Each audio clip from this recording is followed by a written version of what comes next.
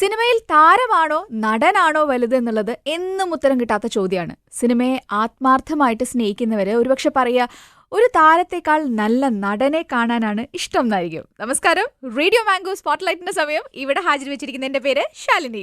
ഇന്നത്തെ എന്റെ ഗസ്റ്റ് ഒരു നല്ല നടനാണ്. അതുകൊണ്ടാണ് മലയാളികൾ മീശമാധവനിലെ ഈപ്പൻ പാപ്പച്ചി എന്ന വില്ലനെ വെറുക്കുന്നതും ക്ലാസ്മേറ്റ്സിലെ പയസിന്റെ വികൃതികൾ ആസ്വദിക്കുന്നതും ലെഫ്റ്റിലെ വട്ട് ജയനെ സ്നേഹിക്കുന്നതും ഇനിയിപ്പോ ലക്ഷ്യത്തിലെ വിമലിന്റെ കൂടെ നിൽക്കുന്നതും.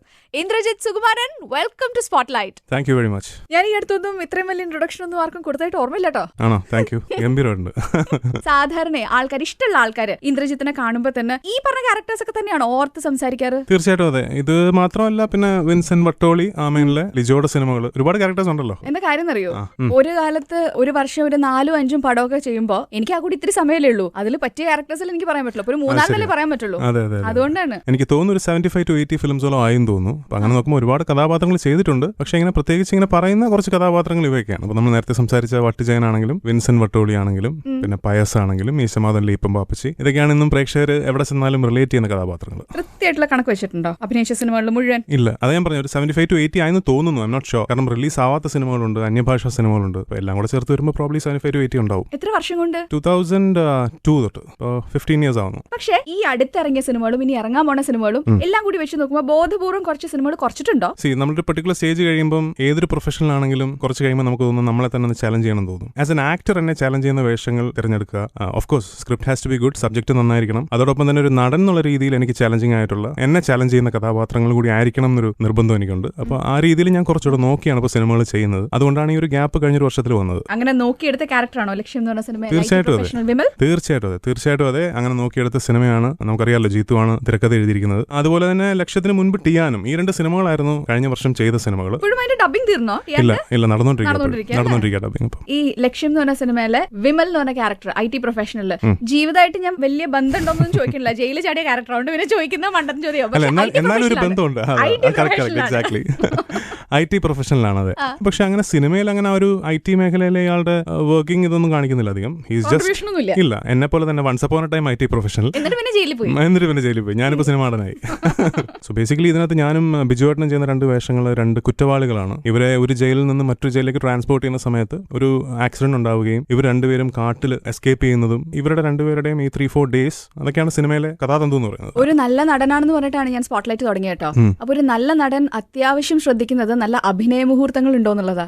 ലക്ഷ്യം സിനിമയിലെ ഈ വിമൽ എന്ന് പറഞ്ഞ ക്യാരക്ടറിന്റെ അഭിനയ മുഹൂർത്തങ്ങൾ ചോദിച്ചു കഴിഞ്ഞാൽ എണ്ണി പറയണ്ടോ? അങ്ങനെ പ്രത്യേകിച്ചൊരു മുഹൂർത്തം വേണോ നിർബന്ധമൊന്നുമില്ല അഭിനയിക്കുമ്പോൾ. ഇപ്പൊ ഈ സിനിമയിൽ ഒരു 2 പേര് ഒരേ കോസ്റ്റ്യൂം ഓരോ സീനായിട്ട് ഇങ്ങനെ പോകുമ്പോൾ പെർഫോമൻസ് കണ്ടിന്യൂറ്റി മെയിൻറ്റെയിൻ ചെയ്യാന്ന് പറയുന്നത് തന്നെ ഒരു ചലഞ്ചാണ്. നമ്മളിപ്പോ ഓർഡറിലല്ല സിനിമ ഷൂട്ട് ചെയ്യുന്നത്, പല സീൻസ് പല സമയത്തായിരിക്കും ഷൂട്ട് ചെയ്യുന്നത്. സോ ബീങ് ആൻ ആക്ടർ, ആ ഒരു പ്രോസസ്സ് തന്നെ ചലഞ്ചിങ് ആണ്. മിനിമം ആക്ടേഴ്സ് അഭിനയിക്കുന്ന സിനിമയിൽ എപ്പോഴും ചാലഞ്ച് കൂടുതലായിരിക്കും. വിമലും മുസ്തഫയും എക്സാക്ട്ലി 2 ഓപ്പോസിറ്റ് ക്യാരക്ടേഴ്സ് ആണ്. നേരത്തെ സിനിമയിൽ പറഞ്ഞ പോലെ തന്നെ ജയിലിൽ ചാടുന്ന ക്യാരക്ടേഴ്സ് അല്ലേ? അതിൽ IT പ്രൊഫഷണൽ ആയിട്ടുള്ള വിമലാണ് ഇന്ദ്രജിത്ത് ആണ് ഇന്ന് റേഡിയോ മാംഗോ സ്പോട്ട്ലൈറ്റിൽ ഇന്നത്തെ ഗസ്റ്റ്. നോക്കിയേ, ഈ 2 ക്യാരക്ടേഴ്സും 2 പേരും ഓപ്പോസിറ്റ് ആണെന്ന് ഞാൻ പറഞ്ഞു. എങ്ങനെയൊക്കെ ഓപ്പോസിറ്റ് ആവുന്നത്? ബേസിക്കലി ഇവര് കുറ്റവാളികൾ എന്നുള്ള രീതിയിൽ ഒരാളൊരു കൊലക്കേസ് പ്രതിയും മറ്റേ ആളൊരു പെറ്റി കേസ് ക്രിമിനലുമാണ്. അപ്പോൾ ഒരാളെ സംബന്ധിച്ചിടത്തോളം അയാൾ ഈ കാട്ടിൽ നിന്ന് അയാൾ തിരിച്ചു പോയാൽ ഡെഫിനറ്റ്ലി അയാൾക്കൊരു മിനിമം ഒരു ജീവപര്യന്തമെങ്കിലും കിട്ടാൻ സാധ്യതയുണ്ട്. കാരണം കൊലപാതകയാണ്, സാഹചര്യ തെളിവുകളെല്ലാം അയാൾക്കെതിരെയാണ്. പക്ഷെ മറ്റേ ആൾ പെറ്റി കേസ് ക്രിമിനലാണ്. അയാൾ ചെറിയൊരു മോഷണത്തിനാണ് അയാൾ അകത്ത് പോയിരിക്കുന്നത്. അയാളെ സംബന്ധിച്ചിടത്തോളം അയാൾ തിരിച്ചു പോയാലും ഒരു 1.5 മാസത്തിനുള്ളിൽ അയാൾക്ക് പുറത്തിറങ്ങാൻ പറ്റും. അപ്പോൾ ഒരാളുടെ മൈൻഡ് സെറ്റ് എന്ന് പറയുന്നത് തിരിച്ചു പോയി പോലീസിന് പിടികൊടുക്കുക എന്നുള്ളതാണ്. ഒരാളുടെ മൈൻഡ് സെറ്റ് അതാണ്. മറ്റേയാളുടെ മൈൻഡ് സെറ്റ് തിരിച്ചു പോകണ്ട, എനിക്ക് രക്ഷപ്പെടണം എന്നുള്ളതാണ് മൈൻഡ് സെറ്റ്. അപ്പോൾ ഇങ്ങനെ 2 ഐഡിയോളജീസ് ആണ് ഇവർക്ക് 2 പേർക്കും ഉള്ളത്. പോസ്റ്റേഴ്സിലൊക്കെ കാണുന്ന പോലെ 2 പേരും ഒരു വിലങ്ങിൽ ബന്ധിക്കപ്പെട്ടിരിക്കുകയാണ്, ഒരു വിലങ്ങിൽ. അപ്പോൾ ഈ വിലങ്ങ് പൊട്ടിക്കാതെ അവർക്ക് 2 വഴിക്ക് പോകാൻ പറ്റില്ല. അങ്ങനെ ഇവർ തമ്മിൽ ഡിസ്കസ് ചെയ്ത് അമിക്കബിൾ ആയിട്ടുള്ള സൊല്യൂഷനിലെത്തി അങ്ങനെ ഒരു തീരുമാനം എടുത്ത് പിന്നീട് മുന്നോട്ട് പോകുന്നതാണ് സിനിമയിലെ ബാക്കി കാര്യങ്ങൾ. ബിജുവേട്ടന്റെ ക്യാരക്ടർ കുറച്ചുകൂടി ഒരു ലോ മിഡിൽ ക്ലാസ് ഫാമിലി എന്ന് പറയുന്ന ഒരാളായിട്ടാണ്. അധികം റിച്ച് ഒന്നുമല്ല. ഇപ്പോൾ ഫോർട്ട് കൊച്ചി മട്ടാഞ്ചേരി പോലത്തെ ഒരു സ്ഥലത്ത് ചെറിയൊരു വീടും സാമ്പത്തിക ബുദ്ധിമുട്ടുകളൊക്കെ ഉള്ള ഒരാളായിട്ടാണ്. സാഹചര്യങ്ങൾ പുള്ളിയെ ഒരു മോഷ്ടാവാക്കിയതാണ് ഈ സിനിമയിൽ. നേരെ ഓപ്പോസിറ്റ് പറഞ്ഞതുപോലെ ഒരു IT ബാക്ക്ഗ്രൗണ്ട് ഉള്ള ആളാണ് എന്റെ ക്യാരക്ടർ. അത്യാവശ്യം നല്ല കുടുംബത്തിൽ പറഞ്ഞ കുടുംബത്തെ കുറിച്ച് അധികം പറയുന്നില്ല ഇതിനകത്ത്. ഒരു ക്യാരക്ടർ ഒരാളെ ഏൽപ്പിക്കുമ്പോൾ IT പ്രൊഫഷൻ എന്നൊക്കെ പറയുമ്പോൾ അതിന്റേതായിട്ടുള്ള ഒരു സ്റ്റൈലും ഒക്കെ വേണമെങ്കിൽ തീർച്ചയായിട്ടും അതെ. ഞാൻ ഫസ്റ്റ് ഡേ ഞാൻ ലൊക്കേഷനിൽ പോയി. ഇപ്പൊ ഞാനൊരു IT പ്രൊഫഷണലാണ്. IT തന്നെ പല ടൈപ്പ് ആൾക്കാർ വർക്ക് ചെയ്യുന്നുണ്ട്. ഇപ്പൊ ഞാൻ ചെന്നപ്പോൾ ഫസ്റ്റ് നോക്കിയപ്പോൾ എന്റെ വണ്ടി ഓഡിയാണ്. ജീത്തുവിന്റെ വണ്ടി തന്നെയാണ് എന്റെ വണ്ടിയായിട്ട് ഈ സിനിമയിൽ ഉപയോഗിച്ചിരിക്കുന്നത്. അപ്പോൾ ഓഡി ഉപയോഗിക്കുന്ന ഒരു IT പ്രൊഫഷണലാണ്. അപ്പോൾ എന്തായാലും ചില്ലറക്കാരനല്ല, ഒരു ഹൈ പൊസിഷനിൽ ഇരിക്കുന്ന ഒരാളാണ്. ഒരു എംപ്ലോയർ ബിഹേവ് ചെയ്യുന്നതും ഒരു എംപ്ലോയി ബിഹേവ് ചെയ്യുന്നതും തമ്മിൽ വ്യത്യാസമുണ്ട്. അപ്പോൾ ഇത്രയും സെറ്റപ്പിൽ ജീവിക്കുന്ന ഒരാളെന്ന് പറയുമ്പോൾ ഓബ്വിയസ്ലി ഈസ് എൻ എംപ്ലോയർ, ഒരു കമ്പനിയുടെ തലപ്പത്തിരിക്കുന്ന ഒരാളാണ്. അപ്പോൾ ഓബ്വിയസ്ലി നമ്മൾ പെർഫോം ചെയ്യുന്ന രീതി മാറും, നമ്മൾ ഡയലോഗ് ഡെലിവറി ചെയ്യുന്നത് കുറച്ചുകൂടി അസേർട്ടീവ് ആയിട്ടായിരിക്കും. അപ്പോൾ അങ്ങനെയുള്ള ചേഞ്ചസ് നമ്മൾ സ്ക്രിപ്റ്റിൽ നിന്ന് ഒരു ആക്ടർ പിടിച്ചെടുക്കുക ചെയ്യുന്നത്. ശരി, ഇത് വലിയ പണിയാണല്ലേ? എളുപ്പമല്ല ആണല്ലേ, നമുക്ക് കുറ്റം പറയാൻ എന്തൊരു എളുപ്പമാണ്. ഈ വലിയ നടന്മാരൊക്കെ പറയേ ഇത്രമാത്രം ഒരു ക്യാരക്ടറിലേക്ക് ആഴ്ന്നിറങ്ങുമ്പോൾ അതൊന്ന് പുറത്ത് ചാടാനായിട്ട് ഇത്തിരി ബുദ്ധിമുട്ടൊക്കെ ഉണ്ടെന്ന്. അങ്ങനെയുണ്ടോ? കാരണം ഇത്രയും ഒബ്സർവ് ചെയ്ത് ചെയ്യുന്ന, ഇത്രയും ഹോംവർക്ക് ചെയ്യുന്ന ഒരാളാന്ന് പറഞ്ഞില്ലേ? അത്രയും ഹോംവർക്ക് ചെയ്യുന്ന ഒരാളായതുകൊണ്ട് തന്നെ അങ്ങനെ ഒരു ബുദ്ധിമുട്ടില്ല. അതുകൊണ്ടാണ് അത്രയും ഹോംവർക്ക് ചെയ്യുന്നത്. ഇല്ലെങ്കിൽ നമ്മൾ ആ സമയത്ത് ഭയങ്കരമായിട്ട് ഇമോട്ട് ചെയ്ത് നമ്മൾ അതിലോട്ട് കയറാൻ ഒരു ഭയങ്കര ശ്രമം നടത്തും. ക്യാരക്ടറിലോട്ട് കയറാൻ അത്രയും വലിയൊരു ശ്രമം നടത്തുമ്പോൾ നമുക്ക് ഓബ്വിയസ്ലി ഒന്ന് ഇറങ്ങാനും ഒരു ബുദ്ധിമുട്ടുണ്ടാവും. ഇപ്പോൾ ശാലിനി ഒരു എക്സാം എഴുതും. ശാലിനി കഴിഞ്ഞ ഒരു വർഷമായിട്ട് അതിന് പ്രിപ്പയർ ചെയ്യണം, 6 months ആയിട്ട് പ്രിപ്പയർ ചെയ്യണമെങ്കിൽ എക്സാം എഴുതുന്ന സമയത്ത് it will be easy for you. നമ്മൾ അത്രയും നല്ലൊരു പ്രിപ്പറേഷൻ അതിന്റെ പുറകിലുണ്ട്. അത് കഴിഞ്ഞാൽ you can just forget about it because you know that you have done well, U prepared well and you have done well അല്ലേ എന്ന് പറയുന്ന പോലെ തന്നെയാണ് അഭിനയം എന്ന് ഞാൻ വിശ്വസിക്കുന്നു. കാരണം ഞാൻ അതിന്റെ മുൻപേ ഒരു പ്രിപ്പറേഷൻ എന്റേതായ ഒരു ടൈം എടുത്ത് ഞാൻ പ്രിപ്പയർ ചെയ്യാറുണ്ട് ഓരോ ക്യാരക്ടറിനും. അത് കഴിഞ്ഞ് സിനിമ അഭിനയിച്ച് കഴിഞ്ഞ് പോയാൽ പിന്നെ I completely disconnect from that role. ഇനി എന്നൊരു സംശയം ചോദിച്ചിട്ട്, മുന്നേയൊക്കെ ഒരേ സമയത്തിന് 2-3 സിനിമകളൊക്കെ കമ്മിറ്റ് ചെയ്തിട്ടില്ലേ?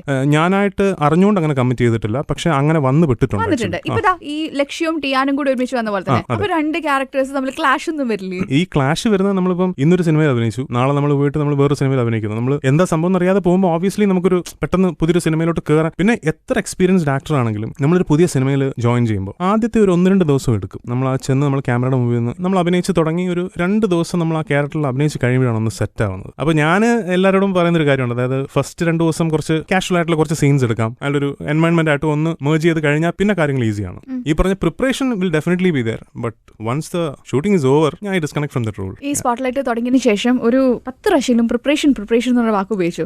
എന്താ ശരിക്കും പ്രിപ്പറേഷൻ ചെയ്യുക? ഒരു സംവിധായകൻ വന്നു പറയാണ്, ഇന്ദ്രജിത്ത് ഇന്ന ദിവസം തൊട്ട് എനിക്ക് ഡേറ്റ് വേണം, ഇന്നതാണ് റോള്, ഇപ്പൊ കുറ്റവാളിയുടെ റോൾ തന്നെ പറഞ്ഞു. അതെ, ഞാനൊരു ഡയറക്ടേഴ്സ് അല്ലെങ്കിൽ ഒരു റൈറ്റേഴ്സ് ആക്ടറാണ്. അതുകൊണ്ട് തന്നെ എന്റെ പ്രൈമറി പ്രിപ്പറേഷൻ എന്ന് പറയുന്നത് അവരായിട്ട് കമ്മ്യൂണിക്കേറ്റ് ചെയ്യാന്നുള്ളതാണ്. ഇവരുടെയൊക്കെ മനസ്സിൽ ഈ കഥാപാത്രം എങ്ങനെ വേണം, അല്ലെങ്കിൽ what do they expect out of the character, what do they expect out of me when I perform in that role എന്ന് ചോദിച്ച് മനസ്സിലാക്കും. ഇപ്പൊ ജിത്തുവിനോട് കുറേ സംസാരിക്കുമ്പോൾ തന്നെ നമുക്കറിയാം ജിത്തു എന്താണ് ഈ ഒരു കഥാപാത്രത്തിൽ നിന്ന് എക്സ്പെക്ട് ചെയ്യുന്നത്, അല്ലെങ്കിൽ ജിത്തുവിന്റെ മനസ്സിൽ എന്താണ് ജിത്തു കൺസീവ് ചെയ്തിട്ടുള്ളത്, ആസ് എൻ ആക്ടർ ജിത്തു എന്നിൽ നിന്ന് എന്താണ് എക്സ്പെക്ട് ചെയ്യുന്നത്, ഇങ്ങനെയുള്ള പല കാര്യങ്ങളും നമുക്ക് പിടികിട്ടും. എന്നാലും ആക്ഷൻ ഹീറോ വിജു എന്ന് പറഞ്ഞ സിനിമയുടെ സമയത്ത് നിവിൻ പോളി പറഞ്ഞിട്ടുണ്ടായിരുന്നു, നിവിൻ പോളി കുറെ പ്രാവശ്യം സ്റ്റേഷനിൽ പോയിട്ട് പോലീസുകാരെയൊക്കെ നിരീക്ഷിച്ചിട്ടുണ്ടെന്ന്. അതും ഒരു പ്രിപ്പറേഷൻ തന്നെയാണ്. അതിപ്പോൾ നമുക്കിപ്പോൾ നേരിട്ട് പോയി കാണാൻ പറ്റിയില്ലെങ്കിൽ നമ്മൾ അവരെ കുറിച്ച് പഠിക്കുക. ഇന്നിപ്പം നമുക്ക് എന്തിനെക്കുറിച്ചും ഇൻഫർമേഷൻ അവൈലബിൾ ആണ്, ഇൻഫർമേഷൻ സാവി വേൾഡ് ആണ്. നമുക്ക് എന്ത് കാര്യത്തെക്കുറിച്ച് നമുക്ക് അതിന്റെ ഡീറ്റെയിൽസ് എടുക്കാൻ പറ്റും, അതിന്റെ വീഡിയോസ് എടുക്കാൻ പറ്റും, എല്ലാം ഫിംഗർ ടിപ്സിലുണ്ട്. എന്നാലും എപ്പോഴെങ്കിലും ഒക്കെ ഒരു കഥാപാത്രം കിട്ടുമ്പോൾ അതുമായിട്ട് സാമ്യമുള്ള ആ ഒരു ക്യാരക്ടർ ചെയ്യുന്ന കൈൻഡ് ഓഫ് ആൾക്കാരെ മീറ്റ് ചെയ്യുക അങ്ങനെയൊക്കെ ചെയ്തിട്ടുണ്ടോ?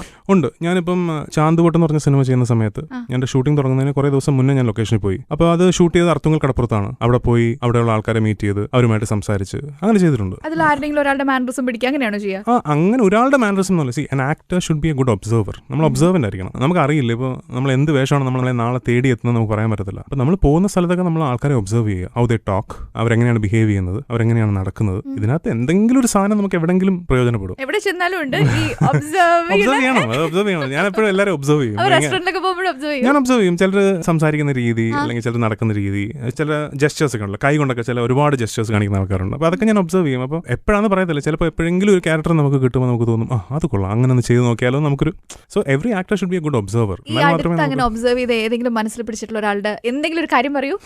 അടുത്തിടയ്ക്ക് അങ്ങനെ ഉണ്ടായിട്ടില്ല, ഐ എം സോറി. പക്ഷേ തീർച്ചയായിട്ടും ഞാൻ എല്ലായിടത്തും ഞാൻ പറഞ്ഞില്ലേ, wherever I go I observe people. എനിക്കിപ്പോ തൽക്കാലം ഒന്നും ഓർമ്മയില്ല അല്ലേ? അതെ, അങ്ങനെ പ്രത്യേകിച്ച് ഒരാളെ എടുത്തു പറയത്തൊക്കെ ഓർമ്മയില്ല. ചോദിക്കുന്ന ഒട്ടുമിക്ക ചോദ്യങ്ങൾക്ക് നൈസായിട്ട് സ്കൂട്ട് ആവുന്നുണ്ട്. എവിടെയെങ്കിലും പിടിക്കാൻ പറ്റുമോ ഞാനൊന്ന് നോട്ടെ. സാധാരണ മമ്മൂക്കേനെ കുറിച്ചാണ് എല്ലാവരും പറയണത്. അദ്ദേഹം ഇപ്പോ സിനിമയ്ക്ക് ഡേറ്റ് കൊടുക്കണമെങ്കിൽ സംവിധാനം ചെയ്യുന്നത് പുതുമുഖമായിരിക്കണം എന്ന്.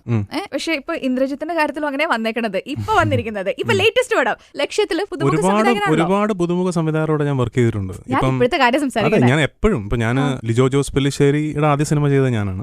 അനീഷ് അൻവറിന്റെ ആദ്യ സിനിമ ചെയ്തത് ഞാനാണ്. ഇപ്പൊ ടിയാന്റെ സംവിധായകനായ GN കൃഷ്ണകുമാറിന്റെ ആദ്യത്തെ സിനിമ ചെയ്തത് ഞാനാണ്. അപ്പൊ ഒരുപാട് പുതിയ ആൾക്കാരോട് വർക്ക് ചെയ്യാനുള്ള ഒരു ഭാഗ്യം എനിക്ക് കിട്ടിയിട്ടുണ്ട്. അങ്ങനെ മമ്മൂക്കനെ മാത്രം പറഞ്ഞാൽ ശരിയാവില്ലല്ലോ അല്ലേ? വിഭാഗത്തിൽപ്പെടും. ശരി, ഇദ്ദേഹത്തിന്റെ അൻസാർ ഖാൻ എന്ന സംവിധായകനാണോ കഥ എന്ന് പറഞ്ഞത്? ജിത്തു ജോസഫ് ആണോ? അൻസാറാണ് അതിന്റെ ഒരു ത്രെഡ് ആദ്യം എൻ്റെ അടുത്ത് വന്ന് പറയുന്നത്. പിന്നീട് സ്ക്രിപ്റ്റ് കംപ്ലീറ്റ് ചെയ്തിട്ട് എനിക്ക് സ്ക്രിപ്റ്റ് കൊണ്ട് തരുമായിരുന്നു. അപ്പൊ ഞാൻ 15 years ആയി സിനിമയിൽ വന്നിട്ട് അൻസാർ ഞാനായിട്ട് പ്രോബ്ലി എനിക്ക് ഒരു 17 or 18 years പരിചയമുണ്ട് ഞങ്ങൾ തമ്മിൽ. ഞാൻ സിനിമയിലേക്ക് ആദ്യം അഭിനയത്തിലേക്ക് ആദ്യം വരുന്നത് ഒരു ടെലി സിനിമ ചെയ്തുകൊണ്ടാണ്. ആനി എന്നായിരുന്നു ആ ടെലി സിനിമയുടെ പേര്. വിജയ് തമ്പി സാറ് സംവിധാനം ചെയ്ത ആനി എന്ന് പറഞ്ഞ ടെലി സിനിമയിലൂടെയാണ് ഞാൻ അഭിനയത്തിലേക്ക് വരുന്നത്. തിരുവനന്തപുരത്ത് മഹാത്മാഗാന്ധി കോളനി എന്ന് പറഞ്ഞൊരു സീരിയൽ ഉണ്ടായിരുന്നു. അപ്പോൾ ഈ സീരിയലിന്റെ ലൊക്കേഷനിൽ വെച്ചിട്ടാണ് എന്നെ സ്ക്രീൻ ടെസ്റ്റ് ചെയ്യാൻ വേണ്ടി സാറ് വിളിക്കുന്നത്. അപ്പോൾ ആ സീരിയൽ അമ്മ അഭിനയിക്കുന്നുണ്ടായിരുന്നു. ഒരു ദിവസം ഞാൻ അമ്മയുടെ കൂടെ ലൊക്കേഷനിൽ പോയി അവിടെ ചെന്നിട്ടാണ് ഈ സ്ക്രീൻ ടെസ്റ്റ് കൊടുക്കുന്നത്. അന്ന് കോളേജ് പഠിക്കണം. അന്ന് ഞാൻ ആ കോളേജ് പഠിക്കുന്നു. അന്ന് വിജയ് തമ്പി സാറിന്റെ അസിസ്റ്റന്റ് ആയിട്ട് അൻസാർ ഖാൻ ആ സീരിയലിൽ വർക്ക് ചെയ്യുന്നുണ്ടായിരുന്നു. അതായത് ഞാൻ അഭിനയ മോഹങ്ങൾ മനസ്സിൽ പൂത്തു തുടങ്ങിയ സമയം തൊട്ട് എനിക്ക് അൻസാർ ഖാനെ അറിയാം. അദ്ദേഹം ആദ്യമായിട്ട് ഇന്ദ്രന്റെ അടുത്ത് വന്നതും ഈ ഒരു കഥയായിട്ടാണോ? ഇതിന് മുന്നേ ഇടയ്ക്കൊന്നും വന്നിട്ടില്ല ഈ 10-20 വർഷത്തിനിടയ്ക്ക്? ഇല്ല, ഫസ്റ്റ് ആയിട്ട് വരുന്ന ഈ കഥ പറയാൻ വേണ്ടി തന്നെയാണ്. ഇതിന്റെ ഇടയ്ക്ക് അങ്ങോട്ട് ചോദിച്ചൊന്നുമില്ല, നിനക്ക് ഏത് ക്യാരക്ടർ വേണം, ഇത് വേണോ അത് വേണോ, അങ്ങനെ ചോയ്സ് ഒന്നും ഉണ്ടായിരുന്നില്ല? ഇല്ല, ചോയ്സ് ആയിട്ട് അങ്ങനെ പറഞ്ഞില്ല. എൻ്റെ അടുത്ത് വന്നിട്ട് പറഞ്ഞു ഇങ്ങനെയാണ് ഒരു IT പ്രൊഫഷണൽ വേഷമാണ്, ഇങ്ങനെ 2 കോൺവിക്സിന്റെ കഥയാണ്, അതിനകത്ത് ഒരാൾ കൊലപാതകയാണ്, കൊലപാതകയുടെ വേഷമാണെന്ന് പറഞ്ഞു. ഒരു കാര്യം ചോദിക്കട്ടെ, ആരെങ്കിലും ഇങ്ങനെ ഒരു കഥയായിട്ട് വന്നു കഴിഞ്ഞാൽ അപ്പൊ തന്നെ തിരക്കഥയൊക്കെ ഫുൾ വായിച്ചിട്ട് സമ്മതിക്കുള്ളൂ? അത് ത്രെഡ് കേൾക്കുമ്പോൾ തന്നെ ഓക്കെ പറയോ? ഇല്ല, ഇപ്പൊ ഡെഫിനറ്റ്ലി ഞാൻ തിരക്കഥ വായിച്ചിട്ടാണ് ഞാൻ തീരുമാനിക്കുന്നത്. ത്രെഡ് ആദ്യം കേട്ടിട്ട് പിന്നെ ഒരു 1 ലൈൻ എന്നുള്ള രീതിയിൽ നമ്മൾ കുറച്ചൊരു ഡീറ്റെയിൽ ആയിട്ട് 1 ലൈൻ എന്ന് പറയുന്നത് സീൻ ഓർഡറിൽ കൊണ്ടുവരും. അത് വായിച്ചിട്ട് ഇൻട്രസ്റ്റിംഗ് ആണെന്ന് തോന്നുകയാണെങ്കിൽ പിന്നെ അടുത്തൊരു ഫൈനൽ ഫേസ് എന്നുള്ള രീതിയിൽ സ്ക്രിപ്റ്റും കൂടെ വായിച്ചിട്ടാണ് സിനിമകൾ കമ്മിറ്റ് ചെയ്യുന്നത്. ഇതിന്റെ അടുത്ത് ഒരാൾ കഥ പറയാൻ വരണമെങ്കിൽ ഭയങ്കര പാടാ? അങ്ങനെയൊന്നുമില്ല. എല്ലാ ദിവസവും ഞാൻ കഥകൾ കേൾക്കാറുണ്ട്. ഇന്നും ഒരു കഥ കേട്ടു, ഇന്നലെ ഒരു കഥ കേട്ടു. അപ്പൊ എല്ലാ ദിവസവും ഞാൻ കഥകൾ കേൾക്കുന്നുണ്ട്. കഥകൾ കേൾക്കുന്നത് കുഴപ്പമില്ലല്ലോ, അത് ഏത് ചെയ്യണം എന്നുള്ളത് തീരുമാനിക്കുന്നതിലാണ് നമ്മുടെ ഒരു ഇതിരിക്കുന്നത്. സമയമൊക്കെ കൊടുക്കോ? അരമണിക്കൂർ സമയമുണ്ട്? ഇല്ല, നത്തിങ് ഇല്ല. ഞാനിപ്പോ ഒരു 2 o'clock വരാൻ പറഞ്ഞാൽ I just sit with dum. ചിലർ പെട്ടെന്ന് നറേറ്റ് ചെയ്യും, ചിലർ ഒരുപാട് സമയം എടുക്കും. അപ്പോൾ ഒരുപാട് സമയം എടുക്കുന്ന എൻ്റെ അടുത്ത് പറയും, സാർ ഇങ്ങനെ ഒരു 2 മണിക്കൂർ എടുക്കും അല്ലെങ്കിൽ 2.5 മണിക്കൂർ എടുക്കും, ഇരിക്കാൻ പറ്റും. ഓക്കെ, അങ്ങനെ വളരെ ലെങ്തി ആയിട്ടുള്ള മീറ്റിംഗ്സും പോകാറുണ്ട്. ഓൾ ഡിപ്പെൻസ്, ഓരോരുത്തർ നറേറ്റ് ചെയ്യുന്ന രീതി ഡിഫറെന്റ് അല്ലേ. ഇൻ കേസ് കഥ കേട്ടിട്ട് ഇഷ്ടപ്പെട്ടില്ല വിചാരിക്കും, എങ്ങനെ പറഞ്ഞൂടാ? അയ്യോ എനിക്ക് ഇഷ്ടമായില്ല, സോറി.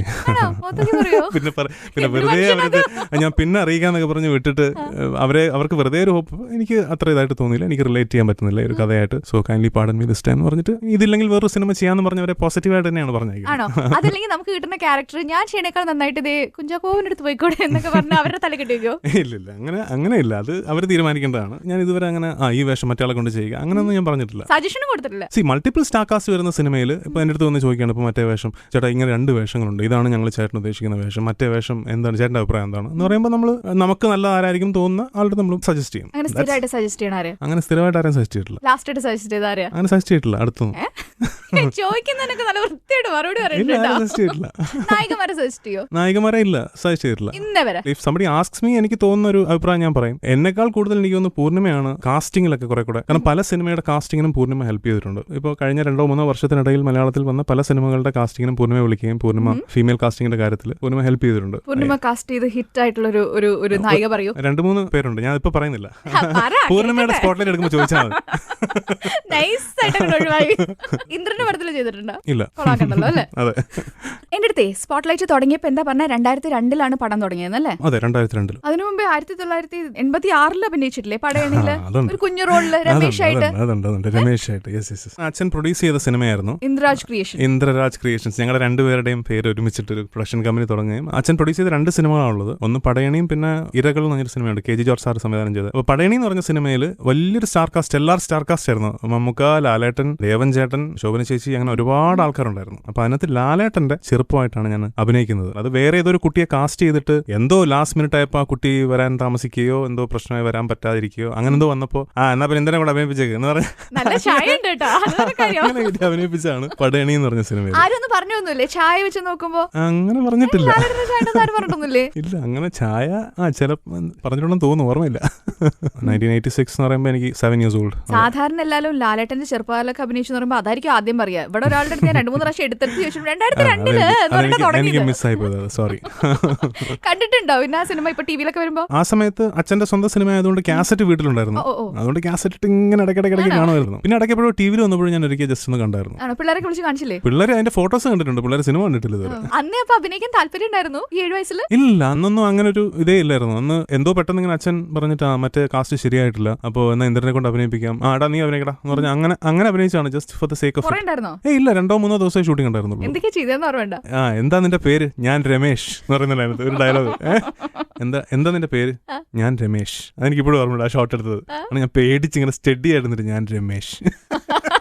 അച്ഛൻ തല്ലോ എന്നുള്ള പേടിയാ? ഇല്ല, അച്ഛൻ അധികം സമയം ലൊക്കേഷനിൽ ഇല്ലായിരുന്നു. ആക്ച്വലി അമ്മയായിരുന്നു കൂടുതലും ഉണ്ടായിരുന്നത്. ശരിക്കുള്ള അഭിനയമോഹം വന്നത് എഞ്ചിനീയറിംഗ് ഒക്കെ കഴിഞ്ഞിട്ടല്ലേ? അഭിനയമോഹം വന്നതൊരു പർട്ടിക്കുലർ സമയത്താന്ന് പറയാൻ പറ്റത്തില്ല. കാരണം it runs in the family. ഇപ്പം അച്ഛൻ ആക്ടറാണ്, അമ്മയും ആക്ടറായിരുന്നു. കുട്ടിക്കാലം മുതലേ ഞങ്ങൾ സിനിമ ലൊക്കേഷൻസിൽ പോവുക. ഇപ്പൊ സിനിമയിലുള്ള എല്ലാവരും സിനിമയിൽ വരുന്നതിന് മുന്നേ തന്നെ ഞങ്ങളെ അറിയാമായിരുന്നു. അച്ഛന്റെ സുഹൃത്തുക്കളുണ്ടായിരുന്നു പലരും. അതെ, അങ്ങനെ എല്ലാവരുമായിട്ട് നേരത്തെ ഒരു പരിചയമാണ്. So it was like family. ആദ്യത്തെ സിനിമ എപ്പോൾ ചെയ്യുന്നു എന്നുള്ളൊരു സംഭവം മാത്രമേ ഉണ്ടായിരുന്നുള്ളൂ. അല്ലാതെ ഇത് ഭയങ്കര പ്ലാൻ ചെയ്തപ്പോൾ പലരും ചോദിക്കും നിങ്ങൾ രണ്ടുപേരും കൂടെ ഒരുമിച്ച് പ്ലാൻ ചെയ്യും, കാരണം ഞങ്ങൾ രണ്ടുപേരും വന്ന് സെയിം ഇയറിലാണ്. അപ്പൊ നിങ്ങൾ ഒരുമിച്ച് നിങ്ങളെ പ്ലാൻ ചെയ്ത് ലോഞ്ച് ചെയ്യാന്നൊക്കെ പറയും. അങ്ങനല്ല, എനിക്കൊരു ഓഫർ കിട്ടി, ഞാൻ കമ്മിറ്റ് ചെയ്തു, ഞാൻ ചെയ്തു. അതായിരുന്നു ആദ്യം കിട്ടിയ ഓഫർ. എന്നെ വിനയൻ സാറിന്റെ സിനിമയിലാണ് ഞാൻ ആദ്യമായിട്ട് സിനിമയിൽ വരുന്നത്, ഊമപ്പെണ്ണൂരിയാടപ്പൻ എന്ന സിനിമയിൽ. പിന്നെ മീശ മാധവനും അതേ സമയത്ത് തന്നെ കമ്മിറ്റ് ചെയ്ത സിനിമയാണ്. പിന്നെ മീശ മാധവൻ ഈ പറഞ്ഞതുപോലെ ഷൂട്ടിംഗ് വിചാരിച്ച സമയത്ത് തുടങ്ങാൻ പറ്റാതെ കുറച്ച് തള്ളിപ്പോയി. ആദ്യമായിട്ട് റിലീസ് ചെയ്യപ്പെടുന്ന സിനിമ വിനയൻ സാറിന്റെ സിനിമയിലൂടെയാണ് ഫസ്റ്റ് ഞാൻ സിനിമയിലേക്ക് വരുന്നത്. അതേ സമയത്താണ് പൃഥ്വിരാജ് ഓസ്ട്രേലിയയിൽ പഠിച്ചിട്ട് വെക്കേഷൻ വരുന്ന സമയത്താണ് നന്ദനം എന്ന സിനിമയിൽ പൃഥ്വി അഭിനയിക്കുന്നത്. അപ്പോൾ അതൊക്കെ വളരെ കോയിൻസിഡന്റൽ ആയിട്ട് സംഭവിച്ചതാണ്, അല്ലാതെ അങ്ങനെ ഒരു പ്രത്യേകിച്ച് ഒരു വലിയ പ്ലാന്റെ ഭാഗമായിട്ട്. കാരണം പൃഥ്വി ഭയങ്കര സ്റ്റുഡിയസ് ആയിട്ടുള്ള സ്റ്റുഡന്റ് ആയിരുന്നു. ഇപ്പം യൂണിവേഴ്സിറ്റി ഓഫ് ലോൺസെസ്റ്റൺ എന്ന് പറഞ്ഞ ഓസ്ട്രേലിയയിലെ യൂണിവേഴ്സിറ്റിയിലാണ് പുള്ളി പഠിച്ചത്. അവിടെ സെക്കൻഡ് റാങ്ക് ഹോൾഡർ ആയിരുന്നു യൂണിവേഴ്സിറ്റിയിൽ. അപ്പോൾ അത്രയും പഠിപ്പിസ്റ്റ് ഒരു പയ്യനായിരുന്നു. ആ പയ്യനെ ഇവിടെ വന്നിട്ട് മതി നീ പോണ്ട, നീ അഭിനയിച്ചു. അങ്ങനെ ആ സമയത്ത് ജസ്റ്റ് വളരെ കോയിൻസിഡന്റൽ ആയിട്ട് ഞങ്ങൾ രണ്ടുപേരുടെ സിനിമയിൽ വന്ന ഒരു കാലഘട്ടം സെയിം ആയി പോയി. എഞ്ചിനീയറിംഗ് എനിക്ക് ഡിസ്റ്റിങ്ഷൻ ഇല്ലായിരുന്നു, പക്ഷെ നല്ല മാർക്ക് ഉണ്ടായിരുന്നു. ഞാൻ അത് കഴിഞ്ഞിട്ട് പിന്നെ ചെന്നൈയിൽ ഒരു കമ്പനിയിൽ വർക്ക് ചെയ്തു 1 വർഷത്തോളം. അത് കഴിഞ്ഞിട്ടാണ് ആദ്യത്തെ സിനിമ ചെയ്യുന്നത്. സാധാരണ IT പ്രൊഫഷണൽസ് ഒക്കെ പറയുന്നത് മനുഷ്യനെ കൊണ്ട് പണിയെടുപ്പിച്ച് നട്ടിലൂരിക്കുന്നത്, ശരിക്കും അങ്ങനെയാണ്? ആ ഒരു ഫേസ് വരെ ഞാൻ എത്തിയില്ല. കാരണം 1.5 years ട്രെയിനിങ് ആയിട്ട് വർക്ക് ചെയ്തിട്ട് എന്നിട്ടാണ് നമ്മളെ പെർമനന്റ് ആക്കിയിട്ട് പുറത്തോട്ട് US-ലേക്കൊക്കെ വിടുന്നത്. അപ്പം ആ ഒരു ഫേസ് വരെ ഞാൻ എത്തിയില്ല. ഞാൻ 10 or 11 months into my career as an engineer എന്റെ ആദ്യത്തെ സിനിമയുടെ ഓഫർ എനിക്ക് കിട്ടി. അങ്ങനെ ഞാൻ സിനിമയിലേക്ക് വന്നു. ഞാൻ ഊരി നൈസായിട്ട് ഊരി പോന്നു. സോ ഇന്ദ്രജിത്ത് സുകുമാരൻ, ഈ റൗണ്ടിന്റെ പേര് ഷൂട്ട് ഔട്ട് അറ്റ് സ്പോട്ട്ലൈറ്റ് എന്നാണ്. ഇതിൽ ഞാൻ കുറച്ച് ചോദ്യങ്ങൾ ചോദിക്കും, അതിന് പടപടയെന്ന് ഉത്തരം പറയണം. ആദ്യം ആലോചിക്കുന്നു, ആൻസർ കിട്ടിയില്ലെങ്കിൽ പറയത്തില്ല. ശരി, സമ്മതിച്ചു. ഇന്ദ്രജിത്ത് ഏറ്റവും അവസാനമായി കണ്ട cinema? Take off. Style icon of Mollywood according to you? ദുൽഖറിന് സ്വന്തമായിട്ട് ഒരു പേഴ്സണൽ സ്റ്റൈലിസ്റ്റ് ഉണ്ട് കേട്ടോ, അതിന്റെ ഗുണാണ്. Kalyani Desai. Now the most hilarious rumor you have heard about yourself? Hilarious rumor സ്വന്തമായിട്ട് കേട്ടത്. ഇഷ്ടംപോലെ കേട്ടിട്ടുണ്ടോ ഇന്ദ്രനെ കുറിച്ച് റൂമേഴ്സ്? ഇല്ല, ഞാൻ കേട്ടിട്ടില്ല. കുറവാണല്ലേ? ഇല്ല, അങ്ങനെ റൂമേഴ്സ് ഞാൻ കേട്ടിട്ടില്ല. എനിക്ക് എന്തെങ്കിലും കിട്ടുമെന്ന് അറിയാൻ വേണ്ടി ഈ ചോദ്യം ചോദിച്ചത്. കേട്ടിട്ടുണ്ടോ? ഞാൻ കുറെ ആലോചിച്ചു. അങ്ങനെ റൂമേഴ്സ് ഞാൻ കേട്ടിട്ടില്ല. പണ്ട് വല്ലതും ഉണ്ടായിരുന്നോ? ഇല്ല, അന്ന് ഞാൻ കുഞ്ഞായിരുന്നു, എനിക്ക് ഓർമ്മയില്ല. ഞാനും കുഞ്ഞായിരുന്നു, എനിക്ക് ഓർമ്മയില്ല. ആ പ്രായത്തിൽ വന്നോണ്ടാ. ശരി, ഫേസ്ബുക്ക് ഓർ ഇൻസ്റ്റഗ്രാം? ഇൻസ്റ്റഗ്രാമിൽ അക്കൗണ്ട് ഇല്ല. ഏതെല്ലാം കൂടുതൽ ആക്റ്റീവ്? ഫേസ്ബുക്കിലാണ്. കൂടെ അഭിനയിച്ചതിൽ നെയിം 1 co-actor വർക്ക് ചെയ്യണത് കൂടുതൽ എൻജോയ് ചെയ്തത്? ലേഡി ആക്ടർ ആണോ ഉദ്ദേശിച്ചത്? Lady actor Mamata. എങ്ങനെയാ? കംഫർട്ടബിൾ? ഞങ്ങൾ ഭയങ്കര ബഡിയാണ്, ഭയങ്കര ഫ്രണ്ട്സ് ആണ്. ആ ഒരു കെമിസ്ട്രി മമതയായിട്ടുണ്ട്. ഇതുവരെ കിട്ടിയതിൽ വെച്ച് ഏറ്റവും വാല്യുബിൾ ഗിഫ്റ്റ്? എന്റെ കുട്ടികൾ. കൊടുത്തതോ? കൊടുത്ത ഗിഫ്റ്റ് കുട്ടികൾ. ശരി, അടുത്ത ക്വസ്റ്റ്യൻ ട്ടോ. If you could be the lover of one person other than your wife? My mother. ആലോചിക്കായിരുന്നു ഞാൻ എന്ത് ചെയ്യും. ഞാൻ വേറെ ആരെങ്കിലും ഉണ്ടോ എന്ന് ആരും ഇല്ല. ശരി, മറ്റൊരാളുടെ ബ്രെയിൻ ഒരു ദിവസത്തേക്ക് കടമെടുക്കുകയാണെങ്കിൽ ആരുടെ ബ്രെയിൻ കടമെടുക്കാനായിരിക്കും താല്പര്യം? ഇൻഡസ്ട്രിയിലുള്ള Aamir Khan. Why? Is a very sensible actor. കാരണം പുള്ളി കമേഴ്ഷ്യൽ സക്സസ് മാത്രമല്ല, films he does are like outstanding critically also. അപ്പൊ അതൊരു ബ്രെയിനി ആയിട്ടുള്ള ആക്ടർക്ക് അങ്ങനെ സിനിമകൾ ചൂസ് ചെയ്യാൻ പറ്റത്തുള്ളൂ. അതൊരു റൈറ്റ് ബാലൻസ് ആണല്ലേ. നല്ല സിനിമയായിരിക്കണം, എന്നാൽ അറ്റ് ദ സെയിം ടൈം അത് കമേഴ്ഷ്യലിയും അതുപോലെ സക്സസ്ഫുൾ ആയിരിക്കണം. അതിൽ നിന്ന് കണ്ടിറങ്ങുന്ന പ്രേക്ഷകൻ എന്തെങ്കിലും അവൻ ഇറങ്ങിപ്പോകുമ്പോൾ എന്തെങ്കിലും അവന്റെ മനസ്സിൽ കൊണ്ടുപോകണം, ചിന്തിക്കണം. അങ്ങനെയുള്ള സിനിമകളാണ് ആമിർ ഖാന്റെ ഓഫ് ലേറ്റ് ലാസ്റ്റ് ഒരു may be 5 or 6 or 8 films അങ്ങനത്തെ സിനിമകളാണ്. അത് വളരെ ബ്രെയിനി ആയിട്ട് ആക്ടർക്ക് അത് ചെയ്യാൻ പറ്റത്തുള്ളൂ. Probably I'll take his brain for that. That one thing you don't like about yourself? Excuses probably. Excuse പറയൂ. Excuse പറയും. അപ്പൊ കഴിഞ്ഞ ആഴ്ച തൊണ്ടവേദന എന്ന് പറഞ്ഞത് എക്സ്ക്യൂസ് അല്ലല്ലോ അല്ലേ? എക്സ്ക്യൂസ് അല്ല, അത് റിയൽ ആയിട്ടുണ്ടായിരുന്നു. ആ ഫോട്ടോ കൊണ്ട് കാണണം. വേണ്ട, ഡോക്ടർക്ക് അയച്ചുകൊണ്ട് കമ്പനി എടുത്ത ഫോട്ടോ. ഈ ആദ്യ സിനിമകളിലേക്ക് വില്ലൻ റോൾ ചെയ്തപ്പോ ഒരു സങ്കടമൊക്കെ ഉണ്ടായിരുന്നു, അയ്യോ നായകനായിട്ട് പറ്റിയില്ലല്ലോ എന്ന്? ഇല്ല, അത് ഞാൻ എന്റെ ഒരു കോൺഷ്യസ് ആയിട്ടൊരു ചോയ്സ് എടുത്തതാണ്. കാരണം ഞാൻ പൃഥ്വിയൊക്കെ വന്ന സമയത്ത് പുതുമുഖങ്ങളുടെ ഒരു വലിയൊരു എൻട്രിയുടെ ഒരു വേവ് ഉണ്ടായിരുന്ന സമയത്ത്. ഇപ്പൊ ഞാൻ, ജയസൂര്യ, പൃഥ്വി, നരേൻ, ഞങ്ങളൊക്കെ ഏകദേശം ഒരേ സമയത്ത് വന്ന ആൾക്കാരാണ്. കണ്ടംപററീസ് ആണ്. അപ്പൊ ആ സമയത്ത് ഞാൻ വെയിറ്റ് ചെയ്തിരുന്നെങ്കിൽ പ്രോബബ്ലി ഒരു ഹീറോ പടം അല്ലെങ്കിൽ ഒരു അങ്ങനെ ഒരു പടം ഒരു വലിയ ബാനറിനൂടെ അല്ലെങ്കിൽ വലിയ ഡയറക്ടറിനൂടെ ചെയ്യാൻ സാധിച്ചേനെ. പക്ഷെ ഞാൻ കോൺഷ്യസ്ലി ഞാൻ തീരുമാനിച്ചു I take the tougher route. എന്റെ പ്രധാന ഉദ്ദേശം എന്ന് പറഞ്ഞാൽ to establish myself as an actor first. ലാലേട്ടനെയും മമ്മൂക്കയുടെയും സിനിമകൾ നമ്മൾ എടുത്തു നോക്കി കഴിഞ്ഞാൽ ഇന്നും നമുക്ക് ഓർത്തിരിക്കുന്ന സിനിമകളല്ലേ. നമുക്ക് ആ സമയത്ത് ചെയ്ത സിനിമകളെ കുറിച്ച് നമ്മൾ ഇന്നും ഡിസ്കസ് ചെയ്യുന്നുണ്ട് പലരും. ഇപ്പോൾ ലാലേട്ടന്റെ തൂവാന തുമ്പികളാണെങ്കിലും പത്മനാഭ സാറിന്റെയും മമ്മൂക്കയുടെയൊക്കെ ആ സമയത്തുള്ള സിനിമകൾ 70s 80s ഗോൾഡൻ ഇറ എന്ന് പറയുന്ന ആ സിനിമകളാണ് ഇന്നും നമ്മൾ സംസാരിച്ചുകൊണ്ടിരിക്കുന്നത്. എന്ന് പറയുന്നത് പോലെ ഒരു ആക്ടർ എന്നുള്ള രീതിയിൽ എസ്റ്റാബ്ലിഷ് ചെയ്ത് ഒരു ബേസ് ഇടുക. സോ അതിലിപ്പോൾ വില്ലൻ എന്നല്ല, ഹീറോ എന്നല്ല, സപ്പോർട്ടിംഗ് എന്നുള്ളത് നോക്കാതെ ആദ്യത്തെ ഒരു 5-6 years എൻ്റെ ഒരു ഉദ്ദേശം അത് തന്നെയായിരുന്നു, to do different kinds of films. ഇപ്പം മീശ മാധവനിലെ ഇപ്പം പാപ്പച്ചി കഴിഞ്ഞ ഉടനെ ചെയ്യുന്ന സിനിമ മിഡിരണ്ടിലും എന്ന സിനിമയാണ്. വില്ലനായിട്ട് ഞാൻ അഭിനയിച്ച ചാന്ത് പൊട്ട് എന്ന് പറഞ്ഞ സിനിമ കഴിഞ്ഞ് ചെയ്യുന്നത് ക്ലാസ്മേറ്റ്സ്. അടുപ്പിച്ചടുപ്പിച്ച് വളരെ ഡിഫറെന്റ് ആയിട്ടുള്ള വേഷങ്ങൾ ചെയ്യാനുള്ള ഒരു ഭാഗ്യം ആസ് എൻ ആർട്ടിസ്റ്റ് എന്നുള്ള രീതിയിൽ എനിക്ക് കിട്ടിയിട്ടുണ്ട്. ഇന്നിപ്പം 80 ഫിലിംസ് ഡൗൺ ദ ലൈൻ ഒരു നല്ല നടനാണ് എന്ന് പ്രേക്ഷകർ പറയുന്നുണ്ടെങ്കിൽ തീർച്ചയായിട്ടും I'm very thankful to them and to God. Thank you. ഞാൻ ഇന്ന് ഇന്ദ്രജിത്ത് ആണ് വരണേന്ന് പറഞ്ഞപ്പോ എന്റെ ഒരു സുഹൃത്ത് പറഞ്ഞതാണ്, നടൻ സിദ്ദിഖില്ലേ, അദ്ദേഹത്തെ കുറിച്ച് പറയുമ്പോൾ തന്നെ എല്ലാവർക്കും ഒരു വിശ്വാസമുണ്ട്. ഒരു വില്ലൻ റോൾ കൊടുത്താലും ഒരു ഹ്യൂമൻ ടച്ചുള്ള റോൾ കൊടുത്താലും ഇവനൊരു നായകനായിട്ടും ഒക്കെ തിളങ്ങിയിട്ടുള്ള ഒരാളാണ്. ആ ഒരു അഭിനയത്തിന്റെ ബേസ് ഉറപ്പിച്ചിട്ടുള്ള ഒരാളാണ്. അതുപോലെ ഈ തലമുറയിൽ ആരാള് അങ്ങനെ ഒരാളല്ലേ ഇന്ദ്രജിത്ത് എന്ന് എന്നോട് ചോദിച്ചു. അപ്പൊ ഞാൻ ആലോചിച്ചു, ശരിയാണല്ലോ. അങ്ങനെ ഞാൻ ഈപ്പൻ പാപ്പച്ചീനെയും വട്ടുജേനെയും ഒക്കെ എടുത്തിട്ട് ഞാൻ പറഞ്ഞത് എല്ലാ ആക്ടേഴ്സും എക്സ്പെയർ ചെയ്യുന്ന അതാണ്. ആസ് എൻ ആക്ടർ നമ്മൾ പലതരം വേഷങ്ങൾ നമുക്ക് ചെയ്യാൻ പറ്റും. ചലഞ്ചിങ് ആയിട്ടുള്ള വേഷങ്ങൾ ഏറ്റെടുക്കണം. അതിനപ്പുറം ഒരു സ്റ്റാർഡം സൂപ്പർ സ്റ്റാർഡം എന്നൊക്കെ പറയുന്നത് ദാറ്റ് ഇസ് ഗോഡ് ഗിവൺ. സിനിമയുടെ ഒരു കാര്യം അതാണ്. നമുക്ക് ഒരിക്കലും നാളെ എന്താണെന്ന് നമുക്ക് പ്രെഡിക്റ്റ് ചെയ്യാനേ പറ്റത്തില്ല. 1 or 2 movies can change everything. ഇപ്പൊ നമുക്കറിയാം ബാഹുബലി ഇപ്പൊ സൂപ്പർ ഹിറ്റായിട്ട് ഓടി, മെഗാ ഹിറ്റായിട്ട് വേൾഡ് വൈഡ് ഓടിക്കൊണ്ടിരിക്കുകയാണ്. ഇപ്പൊ ബാഹുബലിയുടെ ഈ 2 സിനിമകൾ ഇറങ്ങുന്നതിന് മുൻപേ പ്രഭാസിനെ കുറിച്ച് എത്ര പേര് ഇവിടെ സംസാരിച്ചിരുന്നു. ഈ ബാഹുബലി എന്ന് പറഞ്ഞ 2 സിനിമ വന്നപ്പം പെട്ടെന്ന് he's become A world wide star. So it is just A matter of 1 or 2 Fridays. ഈ ഒരു സിനിമ ഒരു വെള്ളിയാഴ്ചയും ഇന്ദ്രജിത്തിന്റെ ഫോണിന് റെസ്റ്റ് കൊടുക്കാറുന്ന ഒരു സിനിമ ഏതായിരുന്നു? Left right left. ഇന്നിപ്പോ ഞാൻ ഫേസ്ബുക്ക് തുറന്നാലും ഞാനൊരു 10 മെസ്സേജ് കാണിച്ചു തരാം വട്ടുജേനെ കുറിച്ച്. അതെ, ഇവിടെ പറയാം. ശാലിനി തന്നെ പറഞ്ഞു. ഞാൻ ചോദിക്കുന്നത് what is a good cinema. Shalini പറയും what is a good cinema. What is a good cinema? എന്റെ അഭിപ്രായത്തിൽ ആസ്വദിക്കാൻ പറ്റണം. എക്കാലവും നമ്മൾ ഓർത്തിരിക്കുന്ന സിനിമകൾ. അതിപ്പോ ഇന്ന് 5 എന്നല്ല 10 വർഷം 15 വർഷം 20 വർഷം കഴിഞ്ഞാലും നമുക്ക് പെട്ടെന്ന് ആലോചിക്കുമ്പോൾ നമുക്ക് ഓർത്തിരിക്കാൻ പറ്റുന്ന cinema, that is A great cinema അല്ലേ. അപ്പൊ അങ്ങനെ കുറെ സിനിമകളുടെ ഭാഗമാവാൻ എനിക്ക് സാധിച്ചിട്ടുണ്ട്. അതിപ്പം ഈ അടുത്ത കാലത്താണെങ്കിലും ആമീൻ ആണെങ്കിലും ലെഫ്റ്റ് റൈറ്റ് ലെഫ്റ്റ് ആണെങ്കിലും നായകനാണെങ്കിലും സിറ്റി ഓഫ് ഗോഡ് ആണെങ്കിലും ഇതൊക്കെ എപ്പോഴും സംസാരിക്കപ്പെടുന്ന അല്ലെങ്കിൽ എന്നും ചർച്ച ചെയ്യപ്പെടുന്ന സിനിമകളായിരിക്കും. പ്രോബബ്ലി അതുകൊണ്ടൊക്കെ ആയിരിക്കാം ഒരു ആക്ടർ എന്നുള്ള രീതിയിൽ എനിക്ക് ഈ സിനിമകളിലൂടെ എസ്റ്റാബ്ലിഷ് ചെയ്യാൻ സാധിച്ചതെന്ന് ഞാൻ വിശ്വസിക്കുന്നു. Okay, thank you. ഇപ്പോൾ 5 years of ആമീൻ എന്ന് പറഞ്ഞിട്ട് ഞാൻ എവിടെയോ കണ്ടു. അപ്പോൾ ഞാൻ വെറുതെ ഒരു പോസ്റ്റ് ഇട്ടു. അപ്പോൾ ഒരു എത്ര പേര് ആ ക്യാരക്ടറെ കുറിച്ച് സംസാരിച്ചിരിക്കുന്നത്, അതിനെക്കുറിച്ച് ഡിസ്കഷൻസ് നടക്കുന്നു. അപ്പോൾ അതൊക്കെ കാണുമ്പോൾ ഭയങ്കര സന്തോഷമാണ്. ഇല്ലേ? സ്പോട്ട്ലൈറ്റിൽ ഞാൻ ഇത്ര നേരം ഇന്ദ്രജിത്തിനോട് ചോദിച്ചുകൊണ്ടിരുന്നത് ഇതുവരെ ചെയ്ത സിനിമകളും ഇപ്പോൾ ഓടിക്കൊണ്ടിരിക്കുന്ന ലക്ഷ്യം അതിനെക്കുറിച്ചൊക്കെ. ഇനി വരാനിരിക്കുന്ന സിനിമയെ കുറിച്ചൊന്നും പറഞ്ഞില്ലല്ലോ. എന്റെ വരാനിരിക്കുന്ന സിനിമകൾ എന്ന് പറഞ്ഞാൽ ഇപ്പം ടിയാൻ അടുത്ത് റിലീസ് ചെയ്യാൻ പോകുന്നു. പ്രോബ്ലി മലയാളത്തിൽ തന്നെ ഏറ്റവും ശക്തമായ, ഇതുവരെ കണ്ടിട്ടില്ലാത്ത ഏറ്റവും വലിയ സിനിമകളിൽ ഒന്നായ ഒരു സിനിമയായിരിക്കും. സമയമെടുത്ത് ചെയ്ത സിനിമയും കൂടിയാണ്. ജൂലൈയിൽ തുടങ്ങി ജനുവരിയിലാണ് ഷൂട്ടിംഗ് തീരുന്നത്, പല ഷെഡ്യൂൾസ് ആയിട്ട്. ഞങ്ങൾ ആക്ച്വലി ഒരു സ്ഥലത്ത് ഷൂട്ട് ചെയ്യുമ്പോൾ റോഡിനപ്പുറത്ത് ബാഹുബലി ഷൂട്ടിംഗ് നടക്കുക. അപ്പുറത്ത് ഞങ്ങൾ ആ സമയത്ത് ഞങ്ങൾ ലൊക്കേഷനിൽ ഇടയ്ക്ക് റാണ എന്റെ ഫ്രണ്ടാണ്, ഞങ്ങൾ ഇടയ്ക്ക് സംസാരിക്കാറുണ്ട്. ഇത് എവിടെയാണെന്ന് പറഞ്ഞത്? ഹൈദരാബാദിൽ നമ്മൾ പല സ്ഥലത്ത് ഷൂട്ട് ചെയ്തിട്ടുണ്ട്. ഹൈദരാബാദ് ഷൂട്ട് ചെയ്തിട്ടുണ്ട്, ടിയാൻ വാരണാസി, ലഡാക്ക്, ബോംബെ. ഇപ്പൊ ടിയാനിലെ പട്ടാഭിരാമഗിരി എന്ന് പറഞ്ഞ കഥാപാത്രം പ്രോബബ്ലി ഞാൻ ഇതുവരെ ചെയ്തിട്ടുള്ളതിൽ ഏറ്റവും ഇന്റൻസ് ആയിട്ടുള്ള ഏറ്റവും ചലഞ്ചിങ് ആയിട്ടുള്ള വേഷമായിരിക്കും. നോർത്ത് ഇന്ത്യ ആണ് ബാക്ക്ഡ്രോപ്പ് സിനിമയുടെ. I'm really looking forward to it. ഈ സിനിമ എന്ന് പറയുന്ന പ്രത്യേക ഒരു ജോണറിലുള്ള സിനിമയല്ല. ഇതിലൊരു സോഷ്യൽ ഇഷ്യൂ ഉണ്ട്, ഹിസ്റ്ററി ഉണ്ട്, ഇതിൽ മിത്തോളജി ഉണ്ട്, ഇതിൽ ഫിക്ഷൻ ഉണ്ട്, ഫാന്റസി ഉണ്ട്. അങ്ങനെ ഒരുപാട് മേഖലകളിലൂടെ കടന്നു പോകുന്ന ഒരു സിനിമയും ഒരു കഥാപാത്രവുമാണ് പട്ടാഭിരാമന്റെ. ഇപ്പോഴും എനിക്ക് ടീസർ കണ്ട അതേ എഫക്ട് ഒന്നും മനസ്സിലായില്ല. അത് തന്നെയാണ് ഞങ്ങളുടെ ഉദ്ദേശവും. അപ്പം മൾട്ടിപ്പിൾ ലാംഗ്വേജസ് കൈകാര്യം ചെയ്യണം. It's not just Malayalam.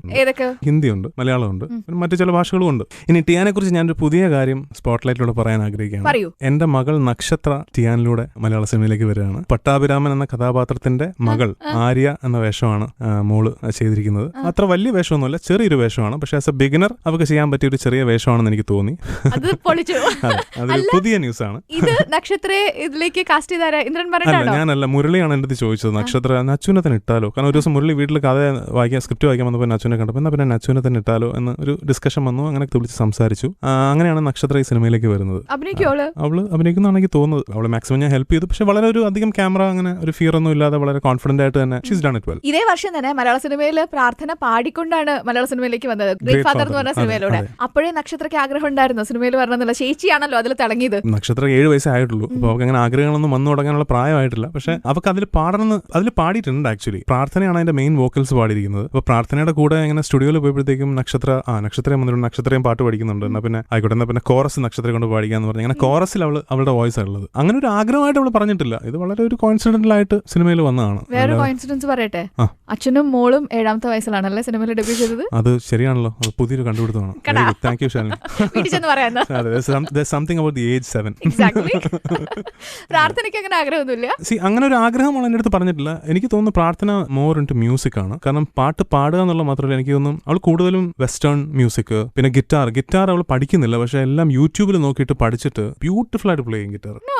വളരെ ഭംഗിയായിട്ട് പ്ലേ ചെയ്യും. അത് ഹോൾഡ് ചെയ്യാനുള്ള വലിപ്പമുണ്ടോ? അവള് ഗംഭീരമായിട്ട് പ്ലേ ചെയ്യും. ആൻഡ് അവള് സ്വന്തമായിട്ട് കമ്പോസ് ചെയ്ത് വെച്ചിരിക്കുന്ന 10-15 ട്രാക്കുകളുണ്ട്. ഞാനത് ഇടയ്ക്ക് 1-2 മ്യൂസിക് ഡയറക്ടർ ഫ്രണ്ട്സ് ഉണ്ട്, ഞാൻ ചുമ്മാ അയച്ചു കൊടുത്തു അവർക്ക്. അപ്പോൾ അവരൊക്കെ ഭയങ്കര നല്ല ഒപ്പീനിയൻ പറഞ്ഞു. ഇപ്പോഴല്ല, ഒരു right from she was 10 years old, 10 വയസ്സ് പ്രായം മുതൽ സ്വന്തമായിട്ട് സോങ്സ് ഒക്കെ അവൾ കമ്പോസ് ചെയ്യുന്നുണ്ട്. അപ്പോൾ ഞാനിത് ഇപ്പം എൻ്റെ അടുത്ത് പലരും ചോദിക്കുന്നത് ഓൺലൈനിൽ പോസ്റ്റ് ചെയ്തൂടെ, ഷൂട്ട് ചെയ്തപ്പോൾ ഞാൻ പറഞ്ഞു ഇപ്പോഴേ ഒരു അൺനെസസറി അറ്റൻഷൻ ആവശ്യമില്ല. So let Har study. അവർക്ക് സ്കൂളിംഗ് കഴിഞ്ഞിട്ടും മ്യൂസിക് പഠിക്കണം എന്നാണ് ആഗ്രഹം. എവിടെയെങ്കിലും പോയിട്ട് മ്യൂസിക് കൂടുതൽ പഠിക്കണം എന്നൊക്കെയാണ് അവളുടെ മനസ്സിലുള്ള ആഗ്രഹങ്ങൾ. നന്നായി അസലായിട്ട് പാടും, കീബോർഡ് വായിക്കും. കീബോർഡ് പഠിക്കുന്നുണ്ട്, ഗിറ്റാർ പഠിക്കുന്നില്ല, ഗിറ്റാർ സ്വന്തമായിട്ട് പഠിച്ചതാണ്. അപ്പോൾ അങ്ങനെ മ്യൂസിക്കിനോട് ഭയങ്കര അഫിനിറ്റി ഉണ്ട്. So I think she'll end up in music. I think. Vimal കുമാറിന്റെ അടുത്ത് ഇനി ഞാനൊരു ലക്ഷ്യം റൗണ്ട് തരാം കേട്ടോ. കള്ളത്തിലൊന്നും കാണിക്കരുത്, പറയുകയും ചെയ്യരുത്. സമ്മതിച്ചോ? ഓക്കെ. കുഞ്ഞ് ഇന്ദ്രജിത്തിന് വലുതാവുമ്പോ എന്താവണം എന്നായിരുന്നു ലക്ഷ്യം? അച്ഛനെ പോലെ. കുഞ്ഞ് ഇന്ദ്രജിത്തിന് അങ്ങനെ ആഗ്രഹിക്കാൻ പറ്റൂ? അച്ഛനെ പോലെ ആവണമെന്നുള്ളത് നമ്മളെപ്പോഴും നമ്മുടെ ഇൻസ്പിറേഷൻ അല്ലെങ്കിൽ നമ്മുടെ ഒരു എക്സാമ്പിൾ എന്ന് പറയുന്നത് നമ്മൾ അച്ഛനെ കണ്ടല്ലാണ് വളരുന്നത്. അപ്പോൾ അച്ഛനെ പോലെ ആവണം. എന്തിനെക്കുറിച്ചും അച്ഛന് സംസാരിക്കാനുള്ളൊരു ജ്ഞാനം ഉണ്ടായിരുന്നു. അച്ഛന് നന്നായിട്ട് വായിക്കുമായിരുന്നു. ലൈബ്രറി ഉണ്ടായിരുന്നു. ഈ റൂമിന്റെ ഒരു 4 times വലിപ്പമുള്ള ഒരു റൂം ഫുൾ ബുക്സ് ആയിരുന്നു.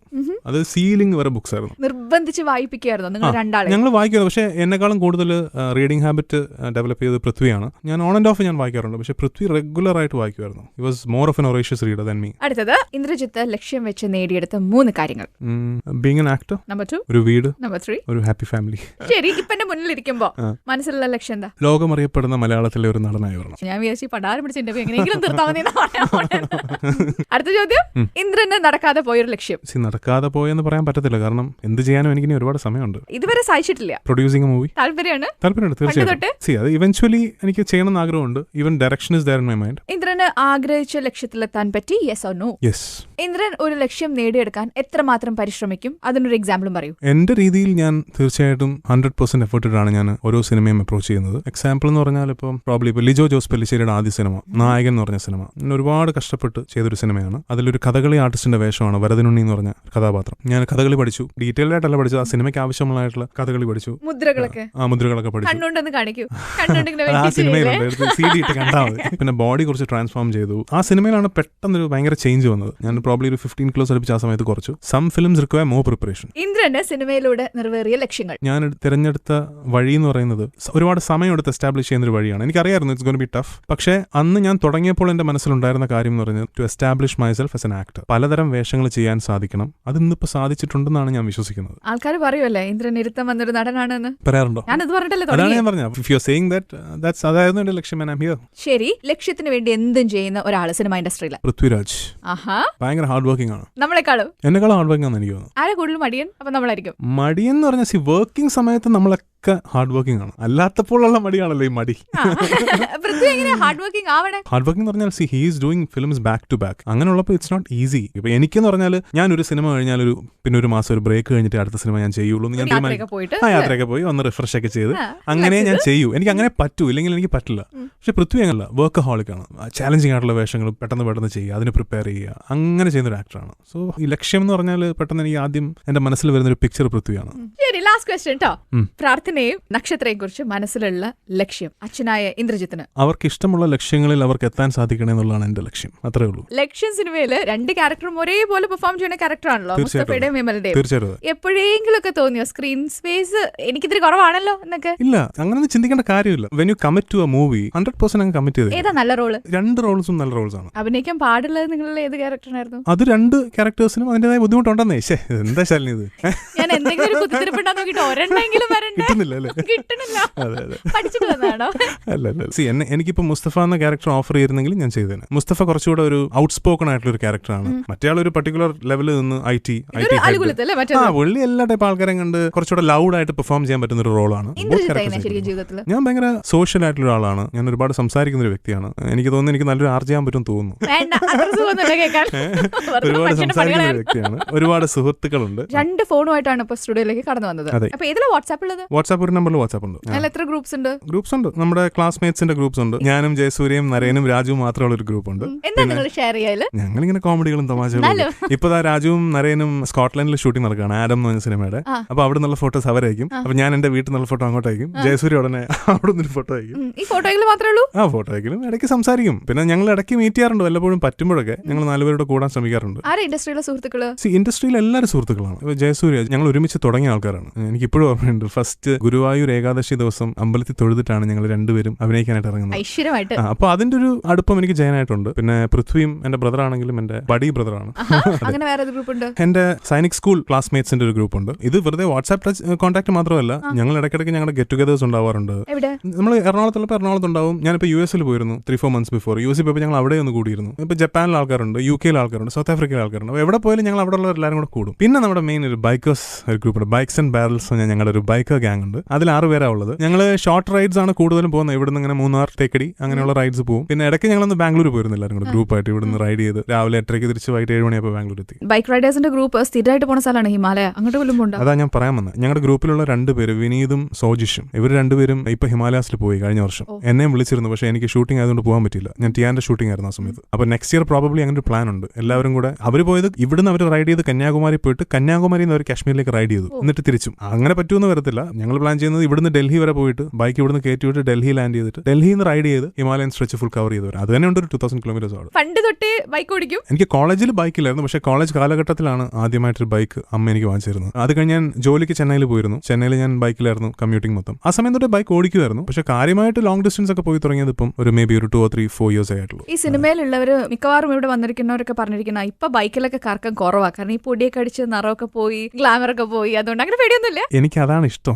ആ പൊടിയൊക്കെ അടിച്ച് നല്ല ചൂടത്ത് ഇങ്ങനെ, അതായത് നമ്മളിങ്ങനെ ഇറ്റ്സ് അബൌട്ട് എക്സ്പീരിയൻസിങ് നേച്ചർ. നമ്മൾ കാറിലിരുന്ന് പോകുമ്പോൾ കണ്ണിനൊരു കാഴ്ച സുഖമുണ്ട്. നമ്മൾ പുതിയൊരു സ്ഥലത്ത് പോകുന്നു, കാഴ്ചകളൊക്കെ നമ്മൾ കാണുന്നു, കാറിനകത്തിരുന്ന് കാണുന്നു, നമ്മൾ പോകുന്നു. ബൈക്കിൽ പോകുമ്പോൾ അങ്ങനെയല്ല. ഇപ്പൊ നല്ല സമ്മറാണ്, സപ്പോസ് നമ്മൾ റൈഡ് ചെയ്ത് ഇങ്ങനെ പോവാണ്, കോയമ്പത്തൂരൊക്കെ എത്തുമ്പോൾ ഭയങ്കര ചൂടായിരിക്കും. നമ്മൾ അത് കഴിഞ്ഞ് റൈഡ് ചെയ്ത ഹിൽ അങ്ങോട്ട് കയറി തുടങ്ങുമ്പോൾ യു കൻ ഫീൽ ദറ്റ്. ആ തണുപ്പ് ഇങ്ങനെ നമ്മുടെ ദേഹത്ത് തട്ടി പെട്ടെന്ന് നമ്മളങ്ങ് ഫ്രഷ് ആവും. അത്രയും നേരത്തെ ടയർഡ്നെസ് മൊത്തം അങ്ങ് പോകും. So it's basically about experiencing nature with all your census. കണ്ണ് മാത്രമല്ല, ചെവി, സ്കിൻ, ആ ഒരു കോൺസെപ്റ്റ് എക്സൈറ്റ്സ് മീ. അതുകൊണ്ടാണ് ഞാൻ ബൈക്ക് ചെയ്യുന്നത്. ഒരു റൈഡ് പോയി കഴിഞ്ഞാൽ തിരിച്ചു വന്നിട്ട് പിന്നെ പാർലറിലൊക്കെ പോവോ?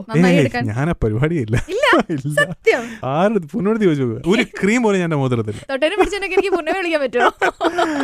ഒരു ക്രീം പോലെ ഞാൻ എന്റെ ഫേസിൽ ഇടാറില്ല. സീരിയസ്ലി, ഞാൻ രാത്രി ഫേസ് വാഷ് ചെയ്യും, അത്രേ ഉള്ളൂ. പിന്നെ മേക്കപ്പ് ഇടുമ്പോൾ മേക്കപ്പ് റിമൂവർ വെച്ച് മേക്കപ്പ് റിമൂവ് ചെയ്യും. അല്ലാതെ അങ്ങനെ കോസ്മെറ്റിക്സോ ക്രീമോ കാര്യങ്ങളോ ഒന്നും ഇടാറില്ല എന്റെ ഫേസിൽ. ജന്മനായുള്ള സൗന്ദര്യമാണ്. സോറി, ആരും പറഞ്ഞു തന്നിട്ടൊന്നുമില്ല. പറയാറുണ്ട് കെയർഫുൾ ആയിരിക്കണം. എന്താ ഇപ്പം 37 വയസ്സായി, അപ്പൊ ഇനി അങ്ങോട്ട് കെയർഫുൾ ആയിരിക്കണം, സ്കിന്നൊക്കെ എല്ലാവരും കാണുമ്പോൾ പറയും. പക്ഷെ ഇതുവരെ അത് തോന്നിയിട്ടില്ല. മേ ബി ഇനി കുറച്ചുകൂടെ കെയർഫുൾ ആവണമായിരിക്കും ഇനി അങ്ങോട്ട്. പൂർണ്ണമായി ഇത്രയും കോൺഷ്യസ് ആയിട്ടുള്ള ഒരു സ്റ്റൈൽ ഐക്കൺ തന്നെയാണല്ലോ. അപ്പൊ പറയാറൊന്നുമില്ലേ ഇന്ദ്ര അങ്ങനെയൊന്നും പോയാൽ പോരാ, കുറച്ചുകൂടെ നന്നായിട്ടൊക്കെ? പറയാറുണ്ട്, ഡെഫിനറ്റ്ലി പറയാറുണ്ട്. എല്ലാത്തിലും പറഞ്ഞു തരാറുണ്ട്. എനിക്ക് ബേസിക്കലി കംഫർട്ടബിൾ ആയിട്ടുള്ള ക്ലോത്ത്സ് ഇടുക എന്നുള്ളതാണ്. ഇപ്പൊ സാധാരണ ഒരു ലിനൻ ഷർട്ട്, ഒരു പാന്റാണ്. ഞാൻ അങ്ങനെ ഭയങ്കര ഫാഷനബിൾ ആയിട്ട് നടക്കുക എന്നുള്ളതിനേക്കാൾ ഉപരി നമ്മൾ ഇടുന്ന ഡ്രസ്സ് ഭയങ്കര കംഫർട്ടബിൾ ആയിരിക്കുക. നമുക്ക് എത്ര നേരം വേണമെങ്കിൽ ഇട്ടാലും നമുക്കൊരു യു ഷുഡന്റ് ഫീൽ അൺകംഫർട്ടബിൾ. അങ്ങനെയുള്ള ഡ്രസ്സുകൾ ഇടാനാണ് എനിക്ക് താല്പര്യം. അല്ലാതെ I don't want to look decked up, അങ്ങനത്തെ ഒരാളല്ല ഞാൻ. ഇപ്പൊ ചില ടീഷർട്സ് അല്ലെങ്കിൽ ചില ഷർട്ട്സ് നമ്മൾ വേറെ കുറെ ഷർട്ട്സ് ഉണ്ടാവും, പക്ഷെ നമ്മൾ ആ ഷർട്ട് തന്നെ റീയൂസ് ചെയ്യാൻ, കാരണം ആ ഷർട്ട് ഇട്ട് കഴിഞ്ഞാൽ ഭയങ്കര സുഖം. അങ്ങനത്തെ ആളാണ് ഞാൻ. അതുകൊണ്ട് ഇപ്പൊ നമ്മൾ ഒരു ഷർട്ട് ഇടും, അത് നനച്ചിട്ട് അടുത്ത ദിവസം അത് അലമാരിയിലുണ്ടാവും. സാധാരണ നമ്മൾ വിചാരിക്കുന്ന ഇന്നലെ അത് ഇട്ടല്ലേ, ഇനി വേറെ ഞാൻ അതിനെ എടുത്തിടും. ഷർട്ടേ ഉള്ളൂ. അത് ചോദിക്കാറുണ്ട് ലൊക്കേഷനിലൊക്കെ. ഇപ്പൊ നമ്മൾ ഒരു ദിവസം ഒരു ഷർട്ട് ഇട്ട് അടുത്ത ദിവസം ചിലപ്പോൾ ഇട്ട് പോകുമ്പോൾ ചോദിക്കാം, ഇത് ഒറ്റ ഷർട്ടില്ല വേറെ ഷർട്ടില്ലേ? സിനിമയിലെ കോസ്റ്റ്യൂം അല്ലേ, അതിലും അഭിപ്രായം പൂർണ്ണിമ പറയാറുണ്ടോ? ഇല്ല, അങ്ങനെ ഇല്ല. ഇപ്പൊ സിനിമയിലൊരു കോസ്റ്റ്യൂം ഡിസൈനർ ഉണ്ടാവും, അപ്പൊ അവർക്ക് അവരുടേതായ ഐഡിയ ഉണ്ടാവുമല്ലോ, അപ്പൊ അത് വെച്ചിട്ടാണ് ചെയ്യുന്നത്. പിന്നെ ചില സിനിമകളിൽ പറയാറുണ്ട്, ഇപ്പൊ വളരെ സ്റ്റൈലിഷ് ആയിട്ട് അങ്ങനെയൊക്കെ ഉള്ള എന്തെങ്കിലും ഡിഫറെന്റ് ആയിട്ടൊക്കെ സാധനങ്ങൾ ട്രൈ ചെയ്യണമെങ്കിൽ പൂർണ്ണ പറയും ഇങ്ങനെ ട്രൈ ചെയ്ത് നോക്കും. ഹസ്ബൻഡ്സ് ആൻഡ് ഗോ എന്ന് പറഞ്ഞ സിനിമയിൽ ലിനൻ ഒരു ഇതിലാണ് ഫുൾ ട്രൈ ചെയ്തത്. ലിനൻ പാൻസും ലിനൻ ഷർട്ടും കളർഡ് ഷൂസും അങ്ങനെയുള്ളൊരു ചുമ്മാ ഒരു ഡിഫറെന്റ് ആയിട്ട് ട്രൈ ചെയ്ത് നോക്കിയത്. അപ്പൊ അത് പൂർണ്ണിമയുടെ അടുത്ത് പറഞ്ഞൊരു സജഷൻ ആയിരുന്നു, അങ്ങനെ ട്രൈ ചെയ്ത് നോക്കിക്കൂടെയാണ്. അതിപ്പോ എപ്പോഴും കിട്ടണമെന്ന് നിർബന്ധമില്ല. ഡെഫിനറ്റ്ലി പറയാറുണ്ട്, പക്ഷെ ഞാനത് ഒരു ചെവി കൂടെ കേട്ട് മറ്റേ ചെവി കൂടെ വിടും. ഇടയ്ക്കൊക്കെ വല്ല ഫംഗ്ഷനും ഇവന്റിനൊക്കെ പോകുമ്പോൾ ഞാൻ ഡെഫിനറ്റ്ലി ശ്രദ്ധിച്ചൊക്കെ തന്നെയാണ് ഡ്രസ് ചെയ്യാറുള്ളത്. ഏതെങ്കിലും സിനിമയിലെ അൺകംഫർട്ടബിൾ ആയിട്ടുള്ള ഒരു കോസ്റ്റ്യൂം തരുവാണെങ്കിൽ ഇന്ദ്രനാഥ് അതേപോലെ തന്നെ ഇടും, അതോ പറയോ? അല്ല, ഞാൻ പറയും, നമ്മുടെ ഏറ്റവും ബെസ്റ്റ് ജഡ്ജ് എന്ന് പറയുന്നത് നമ്മൾ തന്നെയാണ്. നമ്മളൊരു ഡ്രസ്സ് ഇടുമ്പോൾ നമുക്കറിയാം നമ്മൾ കൊള്ളാമോ, നമുക്ക് ചിലപ്പോൾ തോന്നും അയ്യോ ഇത് ചേരുന്നില്ലല്ലോ, നമുക്ക് ചിലപ്പോൾ തോന്നും. അപ്പൊ ഞാൻ പറയാറുണ്ട് അയ്യോ ഇതെനിക്ക് ചേരുന്നുണ്ടെന്ന് തോന്നുന്നില്ല എന്ന് പറഞ്ഞ് പിന്നെ ഫൈനൽ കോൾ എന്ന് പറയുന്നത് അവർ തീരുമാനിക്കേണ്ടതാണ്. അവർ പറയാം അയ്യോ അല്ല ഇട്ടേ പറ്റൂ എന്ന് പറഞ്ഞു കഴിഞ്ഞാൽ പറ്റില്ല എന്ന് പറയാൻ പറ്റില്ലല്ലോ. ഇടുക തന്നെ, അത്രേ ഉള്ളൂ. ഇപ്പൊ ഇടും. സാധാരണ സിനിമ തിയേറ്ററിലോ അല്ലെങ്കിൽ ഒരു റെസ്റ്റോറന്റിലൊക്കെ ഇന്ദ്രനെ ഞാൻ എന്തെങ്കിലും കാണുകയാണെങ്കിൽ എങ്ങനെയായിരിക്കും കോസ്റ്റ്യൂം? അങ്ങനെ പ്രത്യേകിച്ചൊരു കളക്കോടൊന്നുമില്ല. ഇങ്ങനെ ആയിരിക്കാം, ചിലപ്പോൾ ജീൻസും ടീഷർട്ടും ആയിരിക്കാം, ചിലപ്പോൾ ജീൻസ് ഷർട്ടും ആയിരിക്കാം. ഞാൻ ഒരുപാട് ഷോപ്പ് ചെയ്യുന്ന ആളൊന്നുമല്ല, ഞാൻ പറഞ്ഞില്ല കംഫർട്ടബിൾ ഡ്രസ്സുകൾ ഇടുന്ന ആളാണ്. എന്റെ അടുത്ത് 2-3 ജീൻസ് ഉണ്ട്, എനിക്ക് ഭയങ്കര ഇഷ്ടമുള്ള ജീൻസുകളാണ്. ഞാനത് ലാസ്റ്റ് ഒരു സത്യം പറഞ്ഞ 3-3 വർഷമായിട്ട് ഞാൻ അതേ ജീൻസ് തന്നെ ഉപയോഗിച്ചിരിക്കുന്നത്. പല നിറത്തിലുള്ള പല ജീൻസുകളുണ്ട്, അത് അലക്കാറുണ്ട്. ഒരെണ്ണം ഒരു എന്താ പറയുന്നതിന് മറ്റേ ഈ ടോൺ ടൈപ്പ് ജീൻസ് ഒരെണ്ണമുണ്ട്. അതിന്റെ ആ മുട്ടിന്റെ അവിടെയുള്ള ടോൺ പോർഷനൊക്കെ ഇപ്പൊ ഭയങ്കര വലുതായി, കീറി കീറി കീറി. അപ്പൊ ഇപ്പൊ ഈ അടുത്തിടയ്ക്ക് പോകുന്നതുകൊണ്ട് എന്റെ എന്തിനാ ഇത് മാറ്റാൻ സമയമായില്ലെന്ന് ചോദിച്ചു. അപ്പൊ ഞാൻ മാറ്റണം. പക്ഷെ നല്ല കംഫർട്ടബിൾ ജീൻസ് ആണ്. അപ്പൊ you can see me in different kinds of dress. പിന്നെ എനിക്ക് കുർത്ത ഭയങ്കര ചേരും, കാരണം ബ്രോഡ് ഷോൾഡേഴ്സ് ഉള്ളതുകൊണ്ട് ഇപ്പോൾ ഒരു ഇവന്റിന് പോവാണ് അല്ലെങ്കിൽ ഒരു കല്യാണത്തിന് പോകുമ്പോൾ ഒരു കുർത്ത പജാമ ഇട്ട് കഴിഞ്ഞാൽ എനിക്ക് സൂട്ട് ചെയ്യുന്ന എനിക്ക് തോന്നുന്നു. കാരണം ഞാൻ എന്നെ തന്നെ കുർത്ത പജാമയിൽ കാണുമ്പോൾ ഓക്കെ ഐ ലുക്ക് ഗുഡ് എന്ന് എനിക്ക് തോന്നിയിട്ടുണ്ട്. അങ്ങനെ പൂർണിമ ആക്ച്വലി ഇപ്പൊ പൂർണിമയുടെ ബ്രാൻഡ് ഫീമെയിൽ ഓറിയന്റഡ് ഡ്രസ്സുകളാണ് ചെയ്യുന്നുണ്ടെങ്കിലും എനിക്കിടയ്ക്ക് സ്പെഷ്യലായിട്ട് സൈഡിൽ കൂടെ എനിക്ക് ചെയ്തു തരാറുണ്ട്. കാശ് കൊടുക്കാറില്ല, ഫ്രീ മോറൽ സപ്പോർട്ടിന് ഫ്രീ. അതെ. പാഞ്ച് ക പഞ്ച്, അതാണ് ഞാൻ ഇപ്പൊ സ്പോട്ട്ലൈറ്റിൽ ഇന്ദ്രജിത്തിന് തരാൻ പോകുന്ന റൗണ്ടിന്റെ പേര് കേട്ടോ. ഞാനൊരു 5 സ്ഥലങ്ങൾ പറയും, അതുമായി ബന്ധപ്പെട്ട എന്തെങ്കിലും ഓർമ്മകൾ പറഞ്ഞാൽ മതി. കെനിയ, നാക്കുപെൻഡ നാക്കുട്ടാക്ക, നാഷണൽ പാർക്ക് മസായ് മാറ നാഷണൽ പാർക്ക്. അതെന്റെ ലൈഫിൽ മറക്കാൻ പറ്റാത്തൊരു എക്സ്പീരിയൻസ് ആണ്. That is true nature, that is what the world is. നമ്മളിപ്പം നാഷണൽ ജോഗ്രഫിക്കിലൊക്കെ നമ്മൾ കാണുമ്പോൾ സിംഹം സീബ്രയെ ഓട്ടിച്ചിട്ട് പിടിക്കുന്നു കഴിക്കുന്നു. പക്ഷെ നമ്മളവിടെ പോയപ്പോൾ ശരിക്കും ഭയങ്കര സർപ്രൈസിംഗ് ആണ്. സീബ്രാസ് ഒക്കെ അവിടെ അവര് പുല്ലൊക്കെ കഴിച്ചിങ്ങനെ നടക്കുന്നുണ്ട്, അതിന്റെ നിരക്ക് സിംഹങ്ങളും കിടപ്പുണ്ട്, അവര് അവിടെ തന്നെ കിടപ്പുണ്ട്. അപ്പൊ ഈ സീബ്രാസിന് അറിയാം എപ്പോഴാണ് ഇത് ഫീഡ് ചെയ്യാൻ പോകുന്നത്, അല്ലെങ്കിൽ എപ്പോഴാണ് ഇതിന് വിശപ്പ് വരുന്നത്. ആ സമയമാകുമ്പോൾ പതുക്കെ സീബ്രാസ് ഒക്കെ അവിടെ നിന്ന് പോകും. അല്ലാത്ത സമയത്ത് ചുമ്മാ ഇപ്പൊ സീബ്രാസിനെ കാണുമ്പോൾ വെറുതെ പോയി ഹണ്ട് ചെയ്തിട്ട് അങ്ങനെയുള്ള പരിപാടിയില്ല. അതിന് വിശക്കുന്ന ഒരു ടൈമുണ്ട്, അത് ബാക്കിയുള്ള അനിമൽസിനും അറിയാം. അത് പോയി കണ്ട് എക്സ്പീരിയൻസ് ചെയ്യേണ്ട ഒരു സ്ഥലമാണ്, അത് ഇങ്ങനെ പറഞ്ഞറിയിക്കാൻ പറ്റത്തില്ല. അതല്ലേ ലയൺ കിങ് ഇൻസ്പയർഡ് ആയിട്ടുള്ള സ്ഥലം? സിംബ ആ സ്ഥലമൊക്കെ ഉണ്ട് മസായ് മാറ. അവിടെ ഞാൻ പോയില്ല, പക്ഷെ ആ സ്ഥലം ഉണ്ട്. നമ്മുടെ ഗൈഡ്സ് എന്ന് പറയുന്നത് മസായ് ട്രൈബ്സ് ആണ്, അവർ നമ്മുടെ കൂടെ വരും. അവരെ പേടിയാണ് അനിമൽസിന്, അനിമൽസ് പോകില്ല അവരുടെ അടുത്ത്. കാരണം മസായ്സ് എനിക്ക് അറിയാൻ സാധിച്ചത് 15-20 ഇയേഴ്സ് മുന്നേ വരെ മസായ് ട്രൈബിലുള്ള ഒരു ആണ് കല്യാണം കഴിക്കണമെങ്കിൽ ഒരു സിംഹത്തിനെ ഒറ്റയ്ക്ക് ഹണ്ട് ചെയ്ത് കൊണ്ടുവരണം, എന്നാൽ മാത്രമേ കല്യാണം കഴിക്കാൻ. ഇപ്പൊ പിന്നെ ഹണ്ടിങ്ങും കാര്യങ്ങളൊന്നും ഇല്ല, എല്ലാം ബാൻഡ് ആയതുകൊണ്ട് നിർത്തി. പക്ഷെ അതുകൊണ്ട് തന്നെ അവർക്ക് ഭയങ്കര അജൈൽ ആയിട്ടുള്ള ആൾക്കാരാണ്.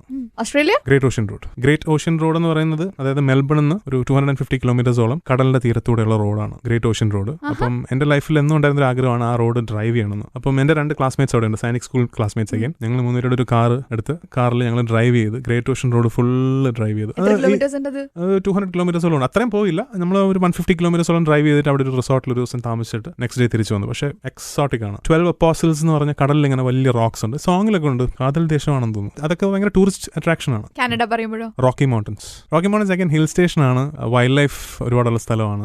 റെവനന്റ് ഒക്കെ കണ്ടതാണോ? അങ്ങനൊരു സ്ഥലമാണ് റെവനന്റിലെ ഭയങ്കര സ്നോ ഒക്കെ നിൽക്കുന്നത്. ഞാൻ പോയത് ഭയങ്കര സ്നോ ആയിട്ടുള്ള ടൈമിലാണ്, ഭയങ്കര ബ്യൂട്ടിഫുൾ സ്ഥലം. ബൈക്കിങ്ങിന്റെ കാര്യം നമ്മൾ ഡിസ്കസ് ചെയ്തപ്പോൾ ഞാൻ പറഞ്ഞില്ല, more of A natures person. അപ്പൊ എനിക്ക് സിറ്റീസ്കേപ്പും ബിൽഡിംഗ്സും അതിനേക്കാൾ ഞാൻ ഇഷ്ടപ്പെടുന്നത് കുറച്ചുകൂടെ ഔട്ട്സ്കേർട്സിലേക്ക്, ഏത് രാജ്യത്ത് പോയാലും കുറച്ച് ഔട്ട്സ്കേർട്സിലേക്കൊക്കെ പോയി വില്ലേജസിലൊക്കെ പോയി അത് എക്സ്പീരിയൻസ് ചെയ്യുക, അങ്ങനെ ചെയ്യാൻ ആഗ്രഹിക്കുന്ന ഒരാളാണ് ഞാൻ. ഫാമിലിനെ കൊണ്ടുപോകും, ചിലപ്പോൾ ഗ്രൂപ്പായിട്ട് ഞങ്ങൾ പോകാറുണ്ട്, ചിലപ്പോൾ ഒറ്റയ്ക്ക് പോകാറുണ്ട്, ഫ്രണ്ട്സിനോട് പോകാറുണ്ട്. Depends, I keep travelling now and then. അത്രേ ഉള്ളൂ, ഞാൻ ഉണ്ടാവും എന്തായാലും, ഫാമിലി ഫ്രണ്ട്സ് ആണോ നോക്കൂല. ശരി, അടുത്തത് ഹോങ്കോങ്ങിൽ ഞാൻ ബേസിക്കലി പോയത് കുട്ടികളോടൊപ്പം ഒരു ഹോളിഡേക്കാണ് പോയത്.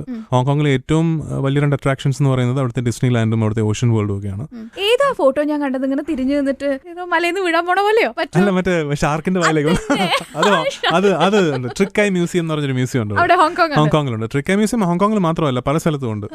അവിടെ ഞാൻ ആദ്യം ട്രിക്ക് ഐ മ്യൂസിയത്തിൽ പോകുന്നത് ഹോങ്കോങ്ങിൽ പോയപ്പോഴാണ്. അതാണ് ഈ പിക്ചർ കാണണമെന്നുണ്ടെങ്കിലേ RJ ശാലിനി എന്ന് പറഞ്ഞ ഫേസ്ബുക്ക് പേജിൽ ഇപ്പൊ തന്നെ ഷെയർ ചെയ്യാം. അടുത്ത സ്ഥലം ഇഷ്ടമുള്ളത് ഇങ്ങോട്ട് പറഞ്ഞോളൂ. കൊറിയ. എന്താ കൊറിയയില്? ബ്യൂട്ടിഫുൾ. നോർത്ത് ആണോ സൗത്ത് ആണോ? സൗത്ത്. നോർത്തിൽ പോകാൻ പറ്റില്ലല്ലോ, സൗത്ത്. പൂർണിമയും കുട്ടികളും പൂർണിമയുടെ ഫാമിലി, പൂർണിമയുടെ സിസ്റ്റർ, ഹസ്ബൻഡ്, നിഹാൽ, ഞങ്ങൾ എല്ലാവരും കൂടെ ഒരു വലിയ ഗ്രൂപ്പായിട്ടാണ് പോയത്. അങ്ങനെ ഒരു ഫുൾ ഗ്രൂപ്പായിട്ട് പോകുന്ന ആദ്യത്തെ ടൂർ ആയിരുന്നു. കൊറിയയിൽ എന്ന് പറഞ്ഞാൽ ആർക്കും ഇംഗ്ലീഷ് അറിയില്ല, സൈൻ ബോർഡ്സും പല സ്ഥലത്ത് ഇംഗ്ലീഷ് ഇല്ല, കൊറിയനാണ്. എന്നിട്ടും ഞങ്ങൾ തീരുമാനിച്ചു ഞങ്ങൾ എക്സ്പ്ലോർ ചെയ്തേ പോവുള്ളൂ. നമ്മൾ ആരും, കാരണം അവിടെ ഇന്ത്യൻസ് ഇല്ല, എനിക്കൊന്ന് എല്ലാം കൂടെ എനിക്ക് തോന്നുന്നു സിയോളിൽ 500 ഇന്ത്യൻസ് അതേ ഉള്ളൂ. അത് മലയാളീസ് വളരെ കുറവാണ്. കുട്ടികളുണ്ട്, അവരും ഭയങ്കര ഹാപ്പി, അവരുടെ കയ്യിൽ മാപ്പ് ഒക്കെ ഉണ്ട്.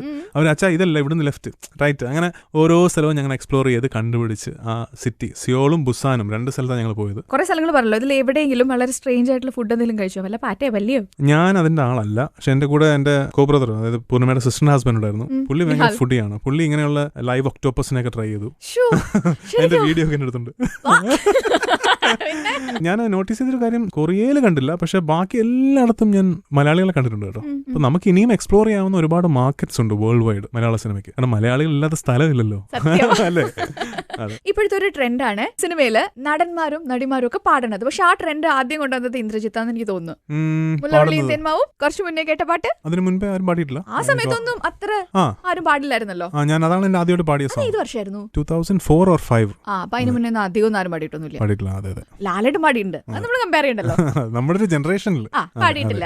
ഇന്ദ്രജിത്ത് എന്ന നടന്റെ ഉള്ളിൽ ഒരു പാട്ടുകാരൻ കൂടി ഉണ്ടെന്ന് ആരപ്പോ കണ്ടുപിടിച്ചെന്ന്? ആദ്യം കണ്ടുപിടിച്ചത് പാട്ടുകാരനുണ്ടെന്നുള്ളതാണ്, നടനുണ്ടെന്നുള്ളത് കണ്ടുപിടിക്കുന്നതിന് മുന്നേ. ശരി, ആരാ കണ്ടുപിടിച്ചത്? അല്ല, ഞാൻ സ്കൂളിൽ പഠിക്കുന്ന സമയത്തും കോളേജിലും ഒക്കെ പാടുമായിരുന്നു, റെഗുലർ ആയിട്ട് പാടുമായിരുന്നു. ഞാൻ ക്ലാസിക്കൽ പഠിച്ചിട്ടില്ല, പക്ഷെ ലൈറ്റ് മ്യൂസിക്കിനൊക്കെ എല്ലാ വർഷവും പ്രൈസുകൾ കിട്ടിയിരുന്നു. ഒരേ പാട്ടിനെ പാടി അങ്ങനെയാണോ? ഒരേ പാട്ടല്ല, പല പാട്ടുകളും പാടിയിട്ടുണ്ട്. പക്ഷെ ഹ്യൂമർ എന്താന്ന് വെച്ചാല് സൈനിക് സ്കൂളിൽ പഠിക്കുന്ന സമയത്ത് ഞാൻ ജൂനിയർ ആയിരിക്കുമ്പോൾ പൃഥ്വി സബ് ജൂനിയർ ആണ്.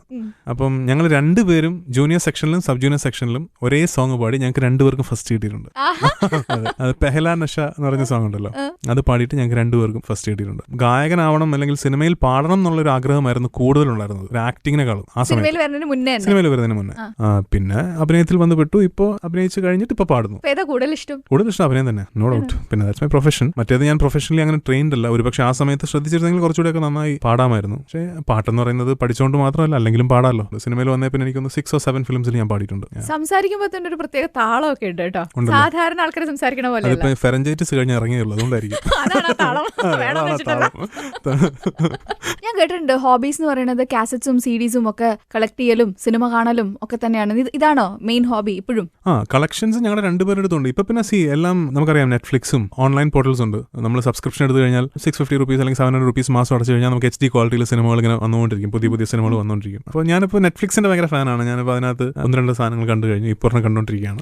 ഇത്രയും നേരം സംസാരിച്ചു, നമ്മൾ സിനിമയുടെ വിശേഷവും ഒക്കെ സംസാരിച്ചു. ഇനി ചെയ്യാൻ പോകുന്ന സിനിമയെ കുറിച്ച് പറഞ്ഞില്ല. ചെയ്യാൻ പോകുന്ന സിനിമ അടുത്തത് സാജിദ് യാഹിയാണ് അടുത്ത സിനിമ ഡയറക്ട് ചെയ്യുന്നത്. ഇടി എന്ന് പറഞ്ഞ സിനിമയുടെ സംവിധായകനാണ്.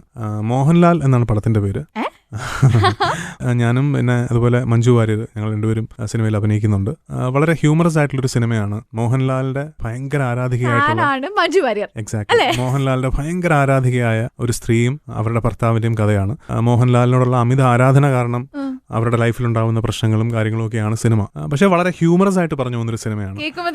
അങ്ങനത്തെ ഒരു സിനിമയാണ്. ഇപ്പൊ മിഥുനം ഒക്കെ പോലത്തെ സിനിമകളുണ്ടല്ലോ, അങ്ങനെയുള്ളൊരു വളരെ ഒരു ഫാമിലി ബേസ്ഡ് ഹ്യൂമർ ബേസ്ഡ് ഒരു സിനിമയാണ്. സോ അതാണ് അടുത്ത് തുടങ്ങുന്നത്. May 25th സിനിമയ്ക്ക് ഞാൻ ജോയിൻ ചെയ്യുന്നത്. അത് കഴിഞ്ഞിട്ട് പിന്നെ ഒരു മലയാള സിനിമ എന്ന് പറയുന്നത് ശ്രീനാഥ് രാജേന്ദ്രൻ സംവിധാനം ചെയ്യുന്ന ഒരു സിനിമ പൃഥ്വിരാജ് ഒരുമിച്ച് ചെയ്യുന്നുണ്ട്. വീണ്ടും സെക്കൻഡ് ഷോയും കൂതറയും സംവിധാനം ചെയ്ത ശ്രീനാഥിന്റെ അടുത്ത സിനിമ ഞങ്ങൾ ചെയ്യുന്നുണ്ട്. പേരിട്ടിട്ടില്ല. അതും ഒരു വലിയൊരു ക്യാൻവാസിലുള്ള സിനിമയാണ്. കാർ റേസിംഗ് ബേസ് ചെയ്തൊരു സിനിമയാണ്. Car rally base. അതെ, ട്രാവലിങ്ങിനോടൊപ്പം ജോലിക്കിടയിൽ കുറച്ച് എന്താ പറയുമല്ലോ, ഒരു സെയിങ് ഉണ്ടല്ലോ എന്ന് പറഞ്ഞ പോലെ വിശ്രമവേളകൾ ആനന്ദകരമാക്കാം. അപ്പം അത് October-November സീസണിലായിരിക്കും ഷൂട്ട് ചെയ്യുന്നത്. മൾട്ടിപ്പിൾ സ്കെഡ്യൂൾസ് ആയിട്ടാണ് ഷൂട്ട് ചെയ്യുന്നത്. കേരളത്തിലും ഉണ്ട്, നോർത്ത് ഇന്ത്യയിലും ഉണ്ട് ഷൂട്ടിംഗ്. അപ്പോൾ ഈ 2 സിനിമകളാണ് പുതിയ 2 സിനിമകൾ എന്ന് പറയാം. തളർന്നോ? ഒരു കുപ്പി വെള്ളം മുഴുവൻ കുടിച്ചെടുത്തല്ലോ. ഇല്ല, അതെന്റെ തൊണ്ട വയ്യാത്തോണ്ടല്ലേ. തളർച്ചയൊന്നുമില്ലല്ലോ, ഒരു തളർച്ചയില്ല. അപ്പൊ താങ്ക് യു സോ മച്ച്. ഈ 4 മണിക്കൂർ എന്റെ കൂടെ ഇരുന്നേനെ കേട്ടോ. തീർച്ചയായിട്ടും ഒരുപാട് സന്തോഷം. And you did a great job and thank you for all the questions and thank you for this opportunity. Thank you.